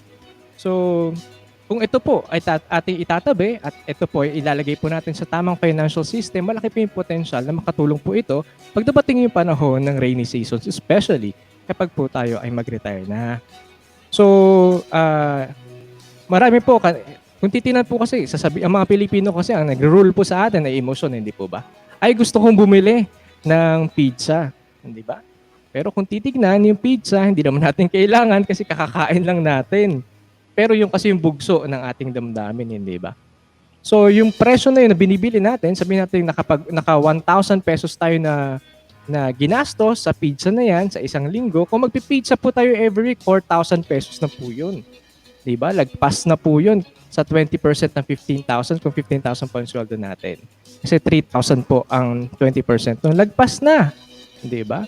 Pero kung ito po yung ating titipirin, maaaring makapagbigay po ito ng kapital o puhunan in the future kung tayo po ay magnenegosyo. Kung takot po tayo na sumugal, katulad po ng umutang para po magtayo ng negosyo, mag-ipon po tayo ngayon na. So isipin po natin yung ating kalakasan. Gusto ko ba magnegosyo? Diba? Gusto ko bang tumagdag pa o tumaas pa ang aking kinikita sa buhay? Aba, syempre magplano na po tayo. Okay? Iba po kasi sinasabi, teka, pag-aaralan namin ang financial education and development, pero wala naman kaming perang i-manage o i-handle, paano na yon. Okay? So meron po akong 3 tip para po tumaas po ang ating kinikita. Una, tumaya po kayo sa loto. Di po ba? Kaso baka 5 times pa po kayong kidlatan bago po tayo manalo dyan sa loto na yan. Pangalawa, hanapin niyo po yung lampara ni Aladdin. Hindi po ba? Kiss-kissin po natin yun at may lalabas na genie doon. May 3 wishes po tayo. At pangatlo, hanapin niyo po yung ika-7 Dragon Ball. May lalabas na dragon doon at tayo po ay mag-wish. Hindi ba? Tayo yumaman. Ang tanong, sa 3 tips na mga sinabi ko, posible po ba yun? Hindi. Okay? Medyo malapit sa posible yung loto kasi naku po. Di ba? Walang kasiguraduhan. Ang tanging paraan po para itaas ang estado ng buhay ng bawat Pilipino. Una, pag-aralan po ang financial literacy kasi ito po yung tutulong na linangin ang kaisipan patungo po sa growth potential and success. Pangalawa naman po ay entrepreneurship o pagdadagdag po ng cash flow o ng ating kikitain. Kasi wala naman po ibang paraan, hindi po ba? So isipin natin, ano ba yung napapanahon? Ano ba yung kailangan ng tao kahit may pandemic? Diba? Sino ba yung potential na bibili sa akin? At magkano ang potential na aking kikitain? Okay? Kasi Sir Rene, Ma'am Faith, meron ako nababalitaan na may mga ka-entrep tayo, mga entrepreneurs, na hindi po nasusustain ang kanilang business. Bakit po? Marahil wala pong financial literacy. Diba? Instead na yung kinita natin, for example, meron tayong karinderya at malakas po ang kita ng ating karinderya ngayong linggo. So, itabi po natin yung ating kinita doon. Diba? Unti-unti itabi po natin. Preparasyon para sa second branch ng ating karinderya. Diba? Kasi yung iba, ay malaki ang kinita natin. O di, ano na tayo, relax na. Diba? Travel na tayo, gastusin na natin yung ating kinita. Actually, wag po. Kasi, syempre, mag-focus na po tayo kung paano po mas lalaki yung ating kinikita. Tama po ba, Ma'am Faith? Alright. Yan, okay. Mm-hmm. Back to you, Noel. Alright. So, of course, commitment. Commitment po kasi ang susi. Diba? Libre po mangarap. Kahit sino pwede po mangarap. Kahit anong oras yan. Pero ang commitment, ito po kasi yung kandado o susi para po makuha natin ang isang bagay na gusto natin. Hindi po ba? Sabi nga po, sa law of attraction, whatever the brain conceives, it manifests. Kung ano iniisip po natin araw-araw, yun po ang mangyayari. Okay? So, isa sa mga tip natin, kung tayo po yung napapalibutan ng mga toxic na tao, diba, kamag-anak, kapamilya, hindi ba? So, wag na po natin pang isipin yun. Kasi at the end of the day, hindi naman natin sila makukontrol. Mag-focus po tayo sa ating pag-abot sa ating mga pangarap. Kasi lahat naman po yun mababago kapag po tayo ay narating yung pangarap po natin. Kasi ang tao po, ang mga Pilipino, visual. Hindi po ba? So, ang tao kasi, emotion. Ang mga Pilipino, emotion po ang nag-rule sa atin. Karamihan, majority. So, kapag emotion, ibig sabihin, kailangan meron kang visual na nakikita. Hindi ba? Kasi kung wala kang nakikita, ay judge mo kaagad. So, sa mga ka-entry po natin na may pangarap, nandito lang po ang aming EntrepRadio Online para tulungan po tayo na bigyan ng daan, di ba, ng liwanag yung ating mga pangarap. Di ba? Na hindi lang siya maging pangarap, kundi maging reality rin po siya. Alright? Mm-hmm. So, meron po tayong 4 life basic needs. Okay? Ito po yung 4 na kailangan ng buhay natin. Kasi pag hindi po ito nag-e-exist, naku po, para na rin po tayong patay. Especially nandirito po tayo sa ating bansa na siyempre karamihan po sa atin talaga, majority, pasensya na po, judgmental, hindi po ba? Karamihan dito, visual ang gumagana. Diba? Kapag hindi nagre-reflect dun sa actions mo, ay hindi ka nila paniniwalaan. Alright? So, four basic needs of life. Alright? Una po, ang health. Okay? Yung kalusugan po natin. Kalusugan po kasi, sabi nga po, health is wealth. So, kalusugan po kasi ang ating kapital sa buhay. Kapag wala po tayong magandang kalusugan, kahit ano po pong plano yan mga ka-entrep, hindi po yung matutupad. Hindi po ba? Kasi meron na pong hadlang. Ito po yung mga problema natin sa ating kalusugan. So, dapat healthy po tayo. Bago po tayo mag-invest sa kahit ano, mag-invest po muna tayo sa health. Okay? So, actually, meron nga pong istorya. Ito, totoo po ito na nangganap. So, saksi rin po ako doon. Mas pinili po niyang hindi na lang magpagamot. Kasi sayang lang daw po sa pera. Yes. So after dalawang araw namatay na po siya. 'Di ba? Mas pinili niya na gano'n na lang. Pero kung titignan, kung ang buhay po kasi, 'di ba, pag healthy tayo, marami pa tayong pwedeng gawin, 'di ba? Ang mundo po ay bilog. So marami pong possibilities hangga't buhay pa po tayo, hindi po ba? Alright. So health po, kama ng ospital, ulit-ulit ko po mini-mention. Kama po ng ospital ang pinakamahal na kama sa lahat. Pag humiga po tayo dyan, kaya po niyang ubusin ang lahat ng ating mga sinave sa mahabang panahon at pwede rin makompromise yung budget ng ating mga kapamilya. Siyempre, di man nila tayo matitiis, hindi po ba? So, para hindi po maganap yun, okay? So, daig po ng maaga pang matalino. So, magplano po tayo kaagad. Lahat naman po tayo, dadaan po sa ganyan di ba? Marami pong chance na pwede tayo magkasakit. Hindi naman po healthy ang hangin na ating ini-inhale, ang pagkain, of course, at yung lifestyle, di ba? Lagi tayo napupuyat dahil sa kaka-Facebook, Twitter, Netflix, o kung ano pa. So, nakaka-apekto po yun sa ating kalusugan. Okay? So, kailangan po natin magplano. So, ang sabi nga po, Sir Rene, Ma'am Faith, sa 10 Pilipino, isa lamang po ang meron pong protection. Ito po yung Health Maintenance Organization o health insurance. So, in reality, 53% lamang po ng mga Pilipino, 53% ng mga gastusing medical ay sinusolder ng Pilipino. So, kung wala po tayong nakatabing savings para po sa health natin, ako po mapupuruhan po ang ating budget. Okay, magagalaw pa po yung iba pa po nating budget doon. So, para maiwasan po yan, magplano na po tayo ng maaga. Ang sabi nga po sa datos ng World Health Organization noong 2011, 276 po ng mga Pilipino ang namamatay araw-araw dahil po sa mga heart diseases. And 142 naman po mga Pilipino ang namamatay araw-araw din dahil naman po sa cancer. Isa sa kada 9 na minuto naman po ang namamatay sa stroke. 5 sa 10 mga bata naman ang nadadiagnose ng pneumonia. At kumbaga, isa sa mga Pilipino, kada 10 minuto ang namamatay naman po sa iba pang mga sakit. So kung titignan, talagang nakaka-alarma, hindi po ba, na wala po tayong protection. So health is wealth. So kailangan magplano po tayo. Okay? So kung balik po tayo doon sa budget ni Sir Pedro. So kung 15,000 ang sweldo niya, kunin po natin ng 20%. Ito po yung nakalaan para sa savings and protection. So sa 3,000 pesos na po na yon, mag-budget po tayo doon para po sa ating kalusugan. Lalo na kung alam po natin, mga ka-entrep, na tayo ay nanggaling sa pamilyang may history ng pagkakasakit katulad ng hypertension o diabetes, prone po tayo sa ganyan. Kasi namamana po yan hindi po ba? So, depende po yan. Mamamana, yung iba naman po sa lifestyle. So, kung pareho po, meron na pong ganun, tapos yung lifestyle pa natin ay hindi rin akma, hindi po ba? Sa pagkakaroon ng tamang kalusugan, posible magkasakit po tayo. So, magtabi na po tayo ng pera para po doon. Okay? So, next po, ang tungkol ang income protection. So, ang income protection naman po, ito naman po yung protection natin sa laban sa mga uncertainties ng buhay. Ito naman po yung kung tayo po ay magkasakit, mabaldado. So, pag nabaldado po tayo at nagkasakit, hindi na po tayo makapagtrabaho. Pag hindi po tayo nakapagtrabaho, wala po tayong sweldo.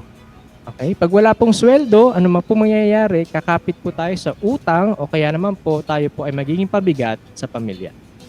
Hanggat meron pa po tayong trabaho na sa ating buhay, blessing po yan ni Lord. So magtabi po tayo, okay? Ang standard po is 2 to 5 times po ng ating annual income ang dapat nating nakatabi. Kung 600,000 po ang ating annual income, so sumisweldo po siya ng 50,000 pesos a month, tama po ba?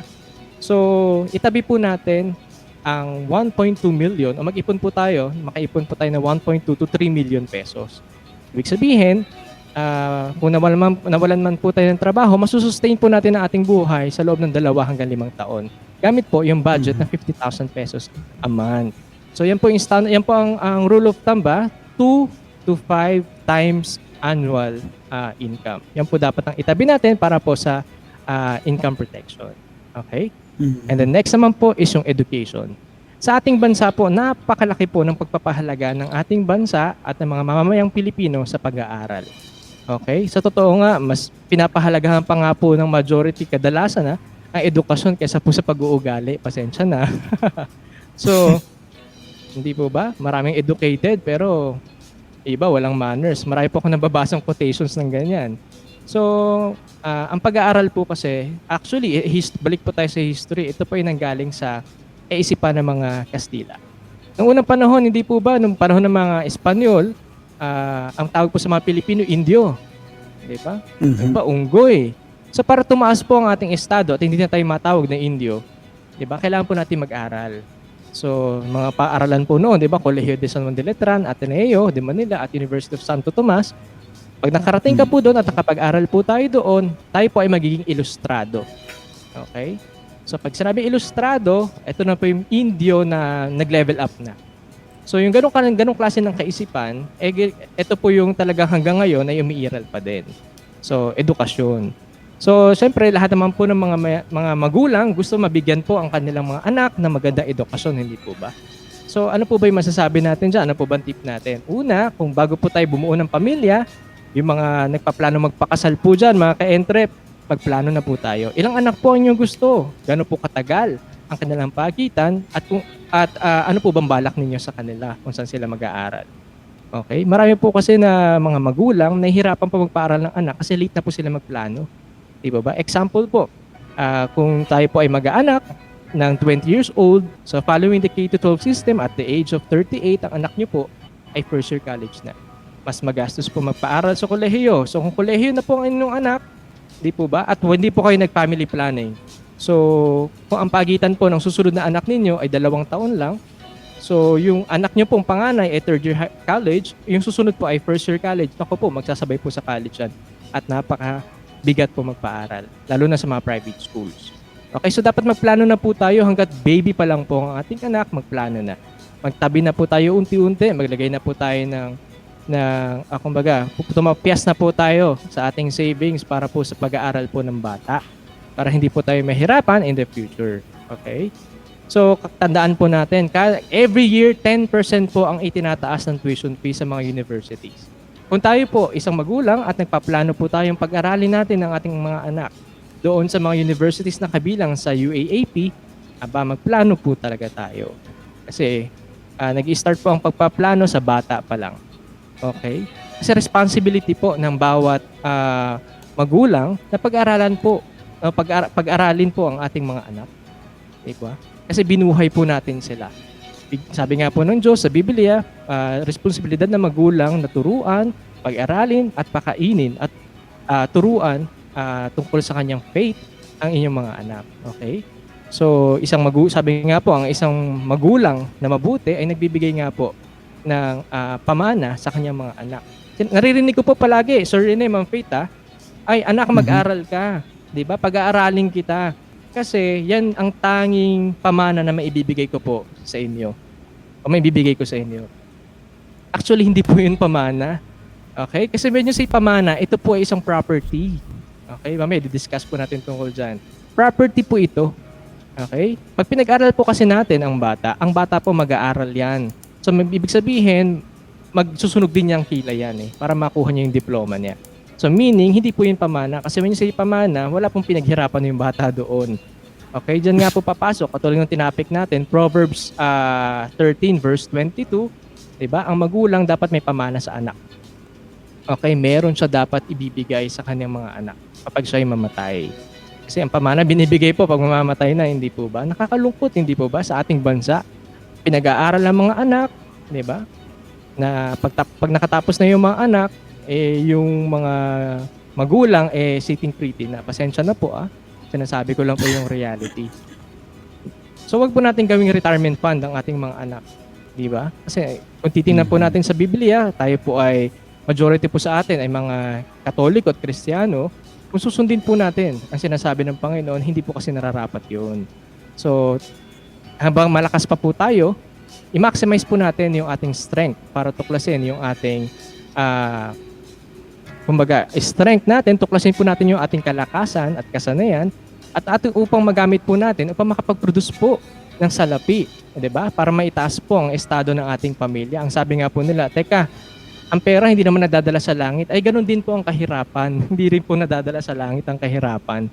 So hangga't malakas pa po tayo, tuklasin po natin ang ating kalakasan at gamitin po natin yon upang makapag-produce po ng another cash flow, another income, pamagitan po ng pagnenegosyo. Imagine diba? Ang sabi nga po, ang bawat isa nga po ay mayroon pong pananagutan sa isa't isa. Imagine kung kayo po ay magtatayo po ng negosyo like karinderya, siyempre kukuha po kayo dyan pag lumaki yan, di ba? Kukuha kayo dyan ng mga empleyado. So yung empleyado na yan, isasweldohan nyo rin at makakatulong talaga kayo doon sa mga empleyado na yon, 'di ba? Dagdag trabaho rin po. So nakatulong din po kayo sa ekonomiya, nakatulong pa po tayo sa iba. 'Di ba? So mag-create po tayo ng ripple effect. Ang ripple effect dalawa yan, negative and positive. 'Di ba? Yung ripple effect na yung ating kinalakihan ngayon, 'di ba? Nag-umiiral sa mga Pilipino, negative po yan na ripple effect. 'Di ba? Katulad ng long-standing unfair cultural beliefs and traditions ng mga Pilipino. Diba? Pag may piyesta, naku po sige, pakainin mo lahat buong barangay. Kahit iutang mo pa. And then after ng piyesta, isang araw lang naman yan, 2 o 1 linggo, wala na po tayong savings, wala nang pera. Sino po magsasakripisyo yung ating budget? Ang ating mga anak at yung financial freedom na inaasam po natin. Hindi po ba? May nagtanong sa akin, Ma'am Faith, Sir Rene, ano ba yung financial freedom? Okay, example ko po. Kakain po tayo sa isang fast food. Ayoko na po mag-mention. Diba? So may pakain po tayo sa isang fast food. At ang presyo po nung order natin ay 150 pesos. Eh ang pera lang natin ay 100 pesos. Makakabili po ba tayo? Hindi. Ang tanong, meron po bang freedom? Wala. Nakatali po tayo doon sa ideya na wala po tayong pera at hindi po enough na mabili po natin yung ating gusto na yon. When you say financial freedom, ang nasusunod po kayo. Kung gusto niyo pong bilhin, mabibili niyo po yan kasi meron po kayong pera. Pag wala po kayong pera, wala po kayong freedom na bumili ng gusto niyo pong bilhin. Hindi po ba? So hanggat bata po tayo, hanggat bata pa, mga ka-entrep na mga millennials na nakakarinig, isa sa susi para magtagumpay ay pagpaplano. At pangalawa, pagsisave. So mag-save po tayo. Hindi po ba? Yes. Ano masasabi mo, Sir Rene, Ma'am Faith? Kailangan talaga may financial freedom. Yes, oo. Ako yung sinasabi mo kanina na pag yung emotional eaters, kasi talaga mga Filipino yung totoo, emotional eaters, emotional spenders, ganyan. Tapos, ngayon, you used pizza as an example, pero I think the more appropriate one will be, milk tea. Imagine mo yung milk tea na binibili mo. Diba, kunwari yung milk tea mo once a day, magkano ang milk tea? Dahil dyan, nagko-compute ako kanina. Kung ang milk tea mo, daily yan, magkano ba ang milk tea? 140? 150? Ganyan? 150, or let's say, meron kang 150 na milk tea every day. And you crave for your milk tea like once every day. O sabihin na 5 days a week na lang. Times 5. Times 4 weeks in a month. So, meron kang 3,000 pesos na ginastos sa milk tea mo. 'Diba? So, yung 3,000 na yun, you can use it somewhere else actually. Ang dali magsalita, 'di ba? Pero pag cravings kasi, paano yun? Anyways. Pero, I mean, looking at the facts na meron kang 3,000 kung hindi mo uubusin sa, sa mga wants. 'Di ba? May point. Tapos pag extrapolate mo pa siya, 3,000 a month times 10 months mo na lang, 30,000 pesos na 'yon. No? A year. Dagdagan mo pa ng 2 buwan, di 36,000 na. Sa 36,000, pwede ka na magtayo ng negosyo. Diba? Yes, pwede nang Yung mga pampuhunan ginagawa yan, ng- Sir Rene, di ba? Oo, yung naglo-loan so sa may small. SSS. Oo, yan. Yan. Pwede na. Franchise ka na kagad. And mag-milk tea ka na lang ulit pag kumikita ka na ng mga 2-3 stall, di ba? Pero I think at this point in time, parang mahirap na naman na kung hindi ka online business, paano kung sino pupunta sa shop mo? Yun ang problema doon. So, kailangan talaga mag-innovate din pagdating sa pagnenegosyo. Alright, so last, ito po yung retirement. So, ang retirement po, ito po yung, lahat naman po tayo magre-retire. Okay? So, lahat po tayo ay magpapahinga sa ating pagtatrabaho. Unless, mamatay po tayo ng maaga. Ayan, susunduin na po tayo ni Taning, tatatakan na po ang ating passport. Pero kung sakaling hindi po mangyari yon, magre-retire at magre-retire po talaga tayo. So, marami pong uncertainties pagdating po sa retirement. Pwede po tayo magkasakit. Siyempre po, tayo po ay may edad na. So, umihina po ang ating immune system. Pwede po tayong magkasakit. Malaki po yung chance. Okay? So, kapag hindi po tayo nagplano, baka po yung retirement fund po natin ay mapunta lamang po sa pagbibili po ng ating mga maintenance. Hindi po ba? So, ang tanong, kung ano po yung retirement system na meron tayo, may tiwala na po ba kayong kayang i-sustain yan ang ating retirement years? Okay? Kung tayo po ay magre-retire ng 60 at feeling natin, mabubuhay tayo hanggang 85, so yung inyo bang itatabi ay sa tingin ninyo, masusustain yung budget niyo sa araw-araw simula mabubuhay kayo ng 60 hanggang 85. Di ba? Kasi kung hindi, saan po tayo kukuha? Sa anak, sa kaibigan, o maging sa ating mga kamag-anak. So para maiwasan po yun, kung talaga tunay nating mahal ang ating pamilya, na hindi po tayo maging burden sa kanila, magplano na po tayo. Ito po yung 4. Okay? Health, income protection, education, para po dun sa mga may anak, at retirement. So ito po yung 4 life basic needs.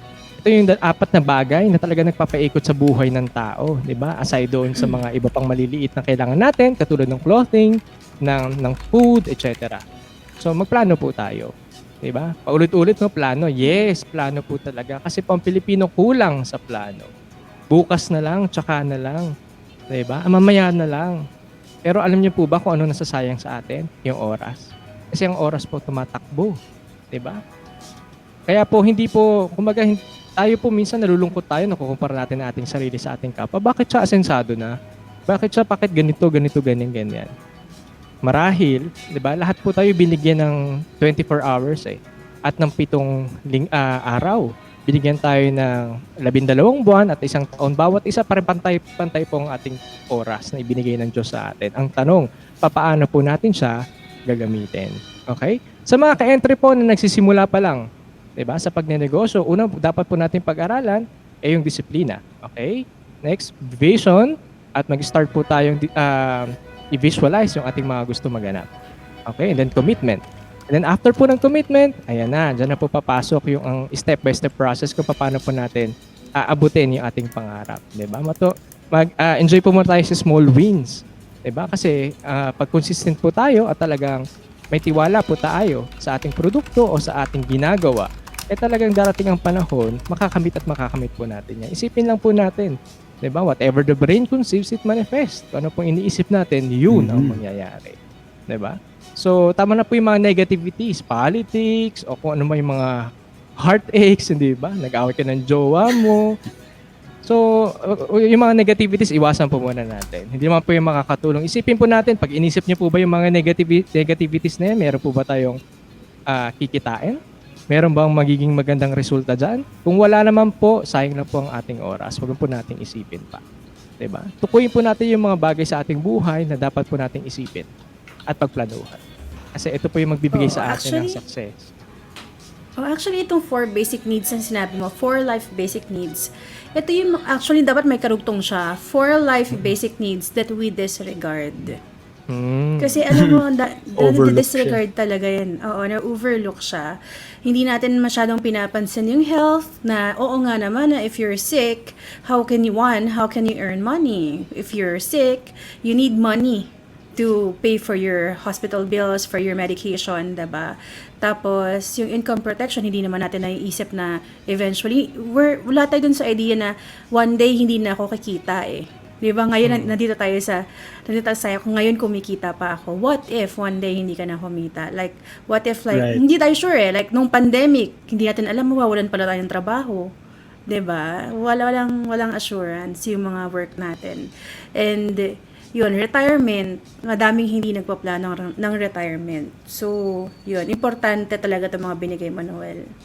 Yes. According po sa National Economic and Development Authority, 87% po ng mga Pilipino ang walang retirement fund. Okay? Nakakalungkot, 87% walang retirement fund. 'Di ba? Ang sabi nga po sa Bangko Sentral ng Pilipinas, 68% po ng mga Pilipino may bank account. Ay, good 'yon.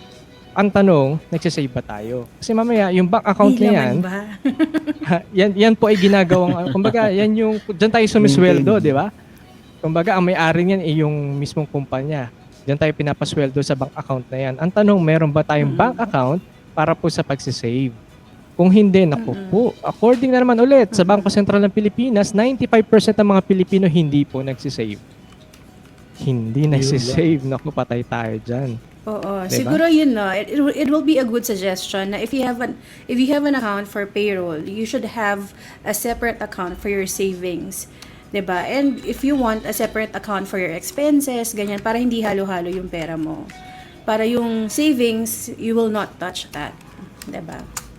So yun. Grabe, Noel, alam mo yung time mo talaga on EntrepRadio, ang dami siksik talaga yung mga information. I'm sure madaming napulot na naman ang ating mga ka-entreps. Yes, ito pa po sa Department of Education, ito po ay data na galing mismo sa kanila. Noong 2019, 26,000 teachers po ang nag-retire nang wala pong nakukuhang retirement fund o lump sum. Bakit po? Kasi nag-exceed na po ang kanilang utang, di ba? Yung fund na mapupunta para po dun sa lump sum na makukuha nila sa kanilang retirement, ipinambayad pa po sa kanilang existing loans sa GSIS. Di ba nakakalungkot po? Ang tagal natin ng trabaho. Pagkatapos, wala po tayong makukuha. See? So ano po bang kalaban natin? Disiplina. So, marami po tayong sinisisi. Ganun po ang mga majority ng Pinoy, hindi po ba? Sinisisi yung government, sinisisi yung government agencies. Pero alam niyo po ba mga ka-entrep, ang disiplina po nagsisimula sa loob ng bahay. 'Di ba? Sa mga magulang na nakikinig po ngayon, 'di ba? Sa mga nakakatanda, nagsisimula po ang disiplina sa bahay. Bago po tayo magsisihin ang kung sino pa man o ang ating sistema o ang gobyerno, sisihin po muna natin yung sarili natin. I-accept talaga natin na talaga may mali sa ating sistema. At mag-create po tayo ng positive ripple effect para po mabago yun.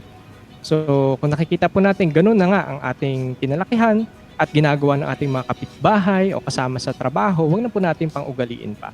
Diba? So, subulan po natin. Tandaan po natin, ang kahirapan po ay namamana sa pamagitan po ng mindset. Okay?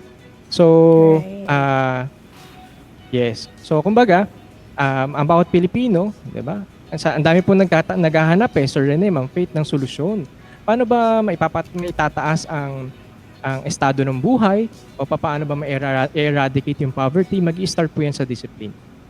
Kasi sabihin pa natin meron tayong magandang programa, meron tayong magandang sistema, wala po tayong disiplina, hindi po kasi natin yon magagawa. There you go, no? And financial literacy, yes. So mga ka-entreps, no, if you find this information, kung marami kayo natutunan ngayon at gusto niyo pang malaman kung paano, gusto niyo magtanong kay Noel, i-share natin dito ang kanyang contact details, no, para rin pwede niyo siyang directly ma-contact. No? Yan. So, Noel, could you share your contact details? Okay. Dun sa mga corporate at saka sa mga organizations na gusto po tayong ibitahan na magsalita po at kumbaga pag-aralan ang financial education development, personality development at image enhancing program, leadership and good governance, maaari niyo pong kontakin sa aking numero nakikita niyo po sa inyong mga screen, 0915-804-5933 at sa aming publishing house, www.1986summerhousepublishing.com.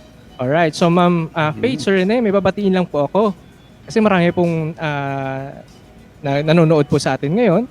So, binabati ko po si Ma'am Jocelyn Casem, So, nanonood po siya ngayon. General Licereo Jeronimo Memorial National High School.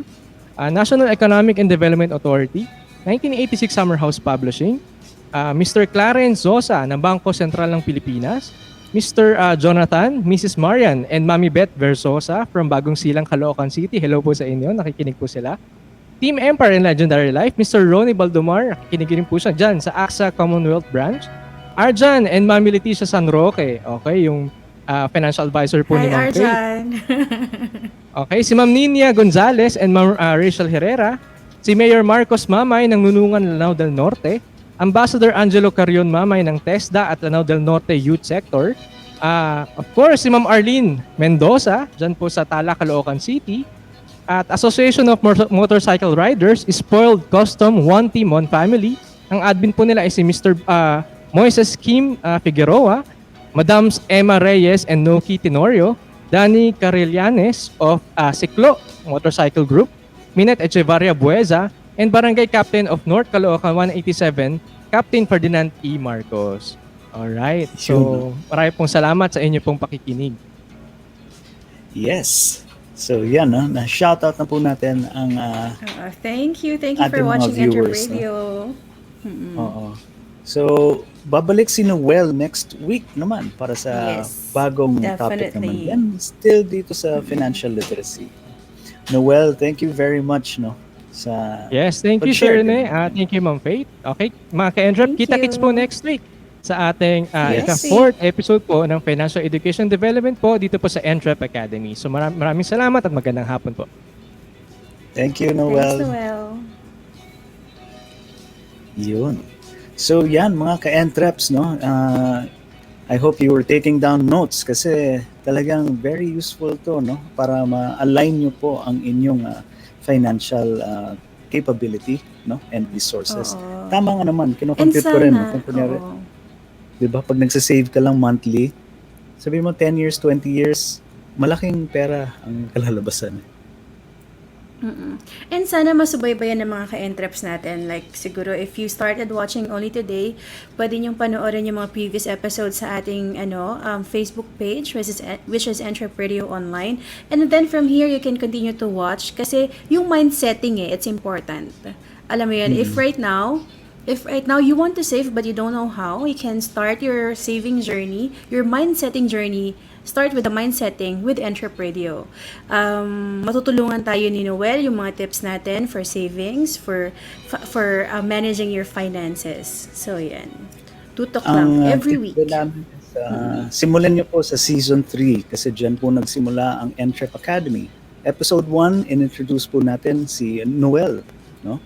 Episode 2, nag-start ang actual learnings, no? Pero pwede niyo panoorin sa first episode pa lang ng season 3. And if you want to learn more about entrepreneurship, simulan niyo sa season 1. Or may mga naman tayo, may mga clips.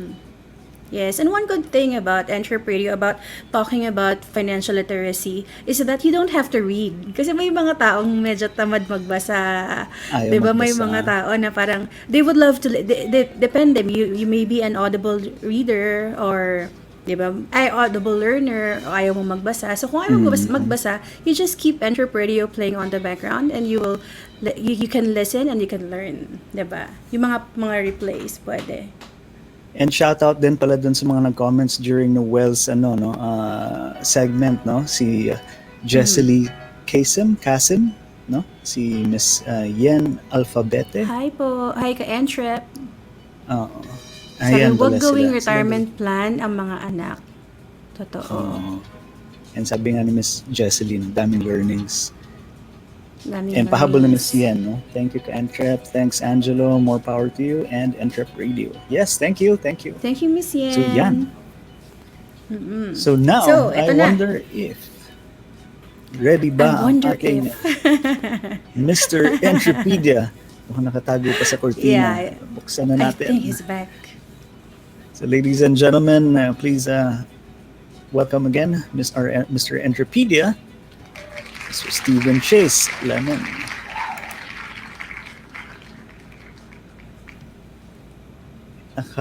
Naka-mute ka, Chase. I knew that.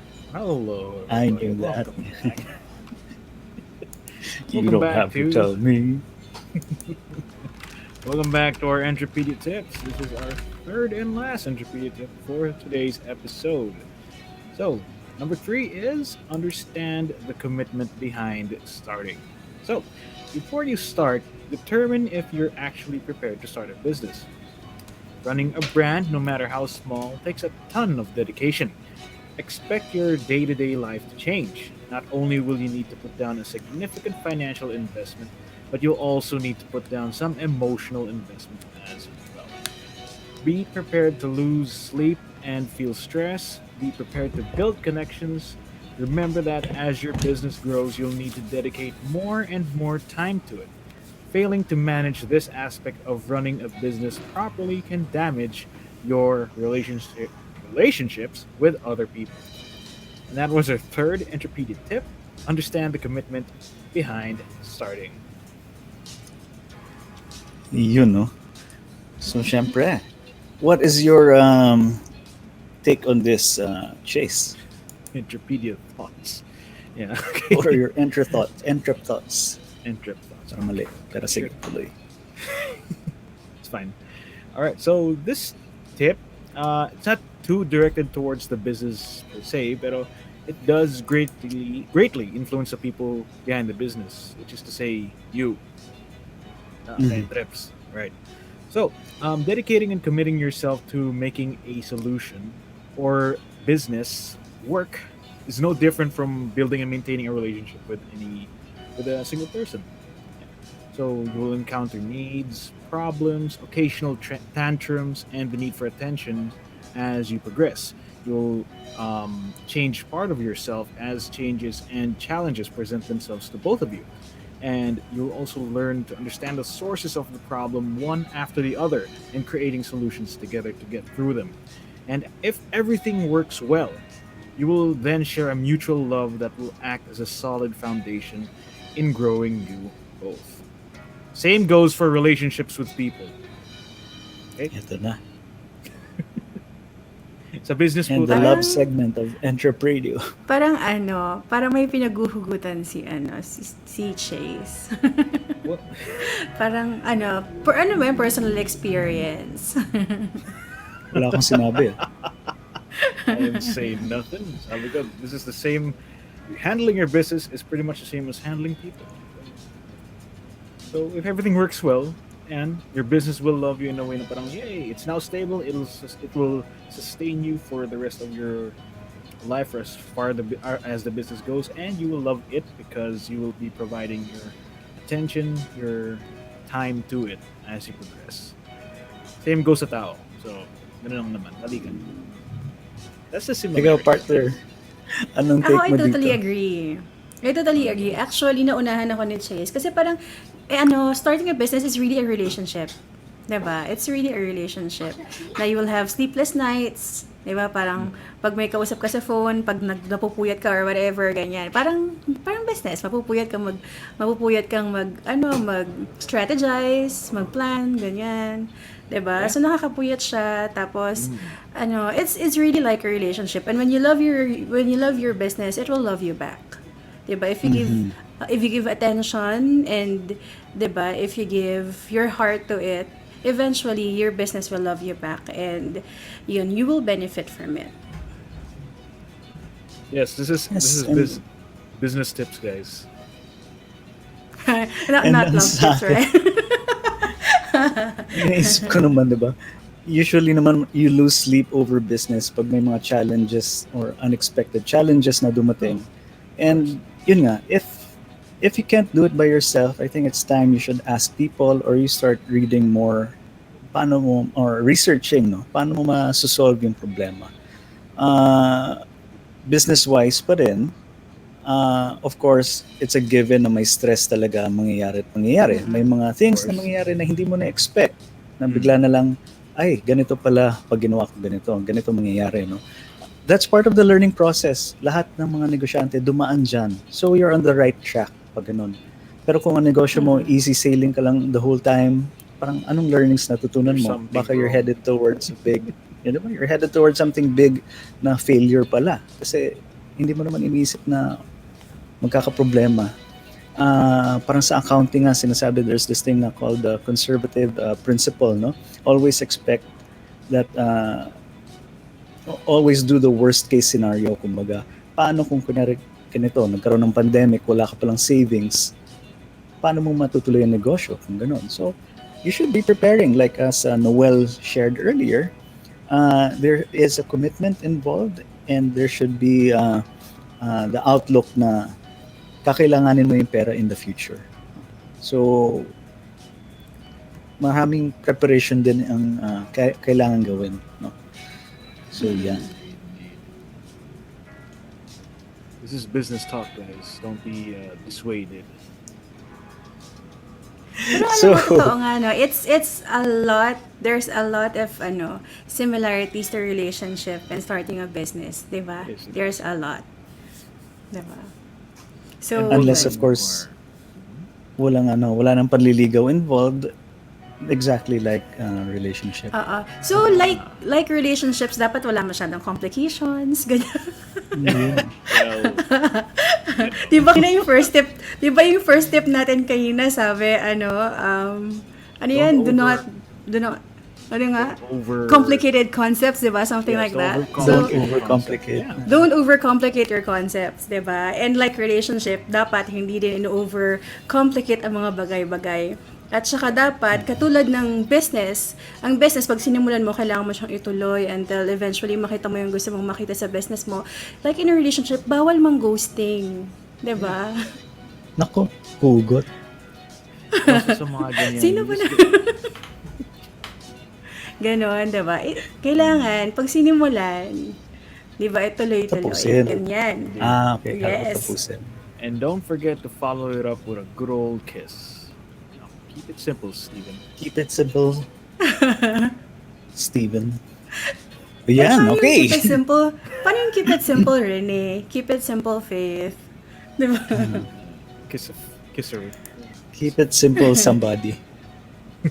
Okay. Love. So yun, that's our last EntrepRadio tip. As I say again, understand the commitment behind starting. Okay, you gotta commit. Commitment is key. Thank you. Thank you so much, Chase. Saan na ba tayo? Oh, EntrepRadio tips na pala. Enterprise na pala tayo, no? Partner, paano ba to? Overtime tayo. Oo nga. Oo. Sige. So, Partner, go for it. Go for Saan it. na ba tayo? Sure would like to show our gratitude. Ayan na, hinahanap na si Faith. Mamaya na, nasa EntrepRadio pa ako. Ayan, partner, it's time to thank our guests. Yes. So, thank you again to our guests kanina, no? Actually, si Miss Mace, no? Dami natin natutunan about the vegan restaurant niya, which is iVegan. And also kay Noel, no? Who will be back next week to share his learnings, no? Para sa ating mga ka-entreps under the Entrep Academy, no? Oo. And of course, we want to thank yung mga ka-entreps natin na 3 seasons na nating kasama. Salamat kasi after 3 seasons, there will be 4th season. Mag-anniversary na ang EntrepRadio, but you're always with us. Thank you so much, mga ka-entreps. Very much. Also to our production team, ever so industrious and hardworking. Yeah, you can't see them here, but they're in the background making sure everything is running smoothly on our end. This is Karen Degilla, Rian Ruiz, Paolo Castillo, Sir Jeff Perry, and Julie Pearl Brion. Again, thank you so much. We'll never stop Thanks, thanking guys. Thank you. And of course, maraming salamat kay Sir Choi, the Voice Master Gonzalez, no? He's our mentor, he's the founder ng EntrepRadio. Na talagang sinimulan niya to before pa. No? And we would like to invite yung mga ka-entreps natin na may sariling negosyo. Kung gusto niyo maging part ng EntrepRadio, just send us a message, no? So we can interview you and you can share your learnings, your successes and challenges para matuto din ang iba nating mga entreps sa inyong pinagdaanan. Right. And also, if you're interested to be a voice artist, consider to join the Certified Voice Artist Program. This is a series of online workshops created by the voice master himself, Pocholo de Leon Gonzalez. And this is geared to bring out the voice in you. Yun, no? And our next show after this is the Microphone Club with Miss Karshi, Mr. Vin Chico, Miss Lady L.A. Briguera, and Mr. Eman Jose, 6 p.m. Sunday evening. The Microphone Club is a non-profit member-driven association of Filipino voice actors, hosts, voiceovers, broadcasters designed to advocate the highest ideals and practices of the industry. And, yun, no? So guys, paano ba? Ito talaga palagi yung yung pose, di ba? Sa pamumuno ng isa sa pinakakilalang influential speaker sa buong Pilipinas, Pocholo, the Voice Master Gonzalez, ma-inspire at ma-inform sa talakayan ng inyong mga ka-entreps sa online radio. Kasama ang inyong lingkod, Rene the Envoys Toralba. And your one and only provider of entrepreneurial wisdom, Mr. Entrepedia, Stephen Chase Lemon. Yes, and the only rose among the awesome, handsome thorns of EntrepRadio. This is Faith the Voz Pastrana. Ito ay hatid sa inyo ng Creative Voices Productions, Creative Vision Studio, Creative Sound Studio, VG8 Radio, Voice from Home, at the Voice Master Channel. This is EntrepRadio Online, the voice of Filipino entrepreneurs. Thank you so much. See you guys. Thank you, mga ka-entreps. Until next time. Bye-bye. 20 Inyong natunghayan ng isa na namang edisyon ng EntrepRadio Online. Samahan niyo muli kami sa susunod na linggo, alas 2 hanggang alas 4 ng hapon sa paghahatid sa inyo ng napapanahong kaalaman sa pagsisimula ng inyong pangkabuhayan. Brought to you by Creative Voices Productions, Creative Vision Studio, VG8 Radio, Voice from Home, Voice Acting Project, at ng The Voice Master Channel. Inyong nakasama ang inyong mga lingkod na sina Rene, the Envoy Toralba, at Faith, the Voz Pastrana. At ito ang EntrepRadio Online, the voice of Filipino entrepreneurs. Don't forget to like our Facebook page, EntrepRadio, and to always watch VG8 Radio.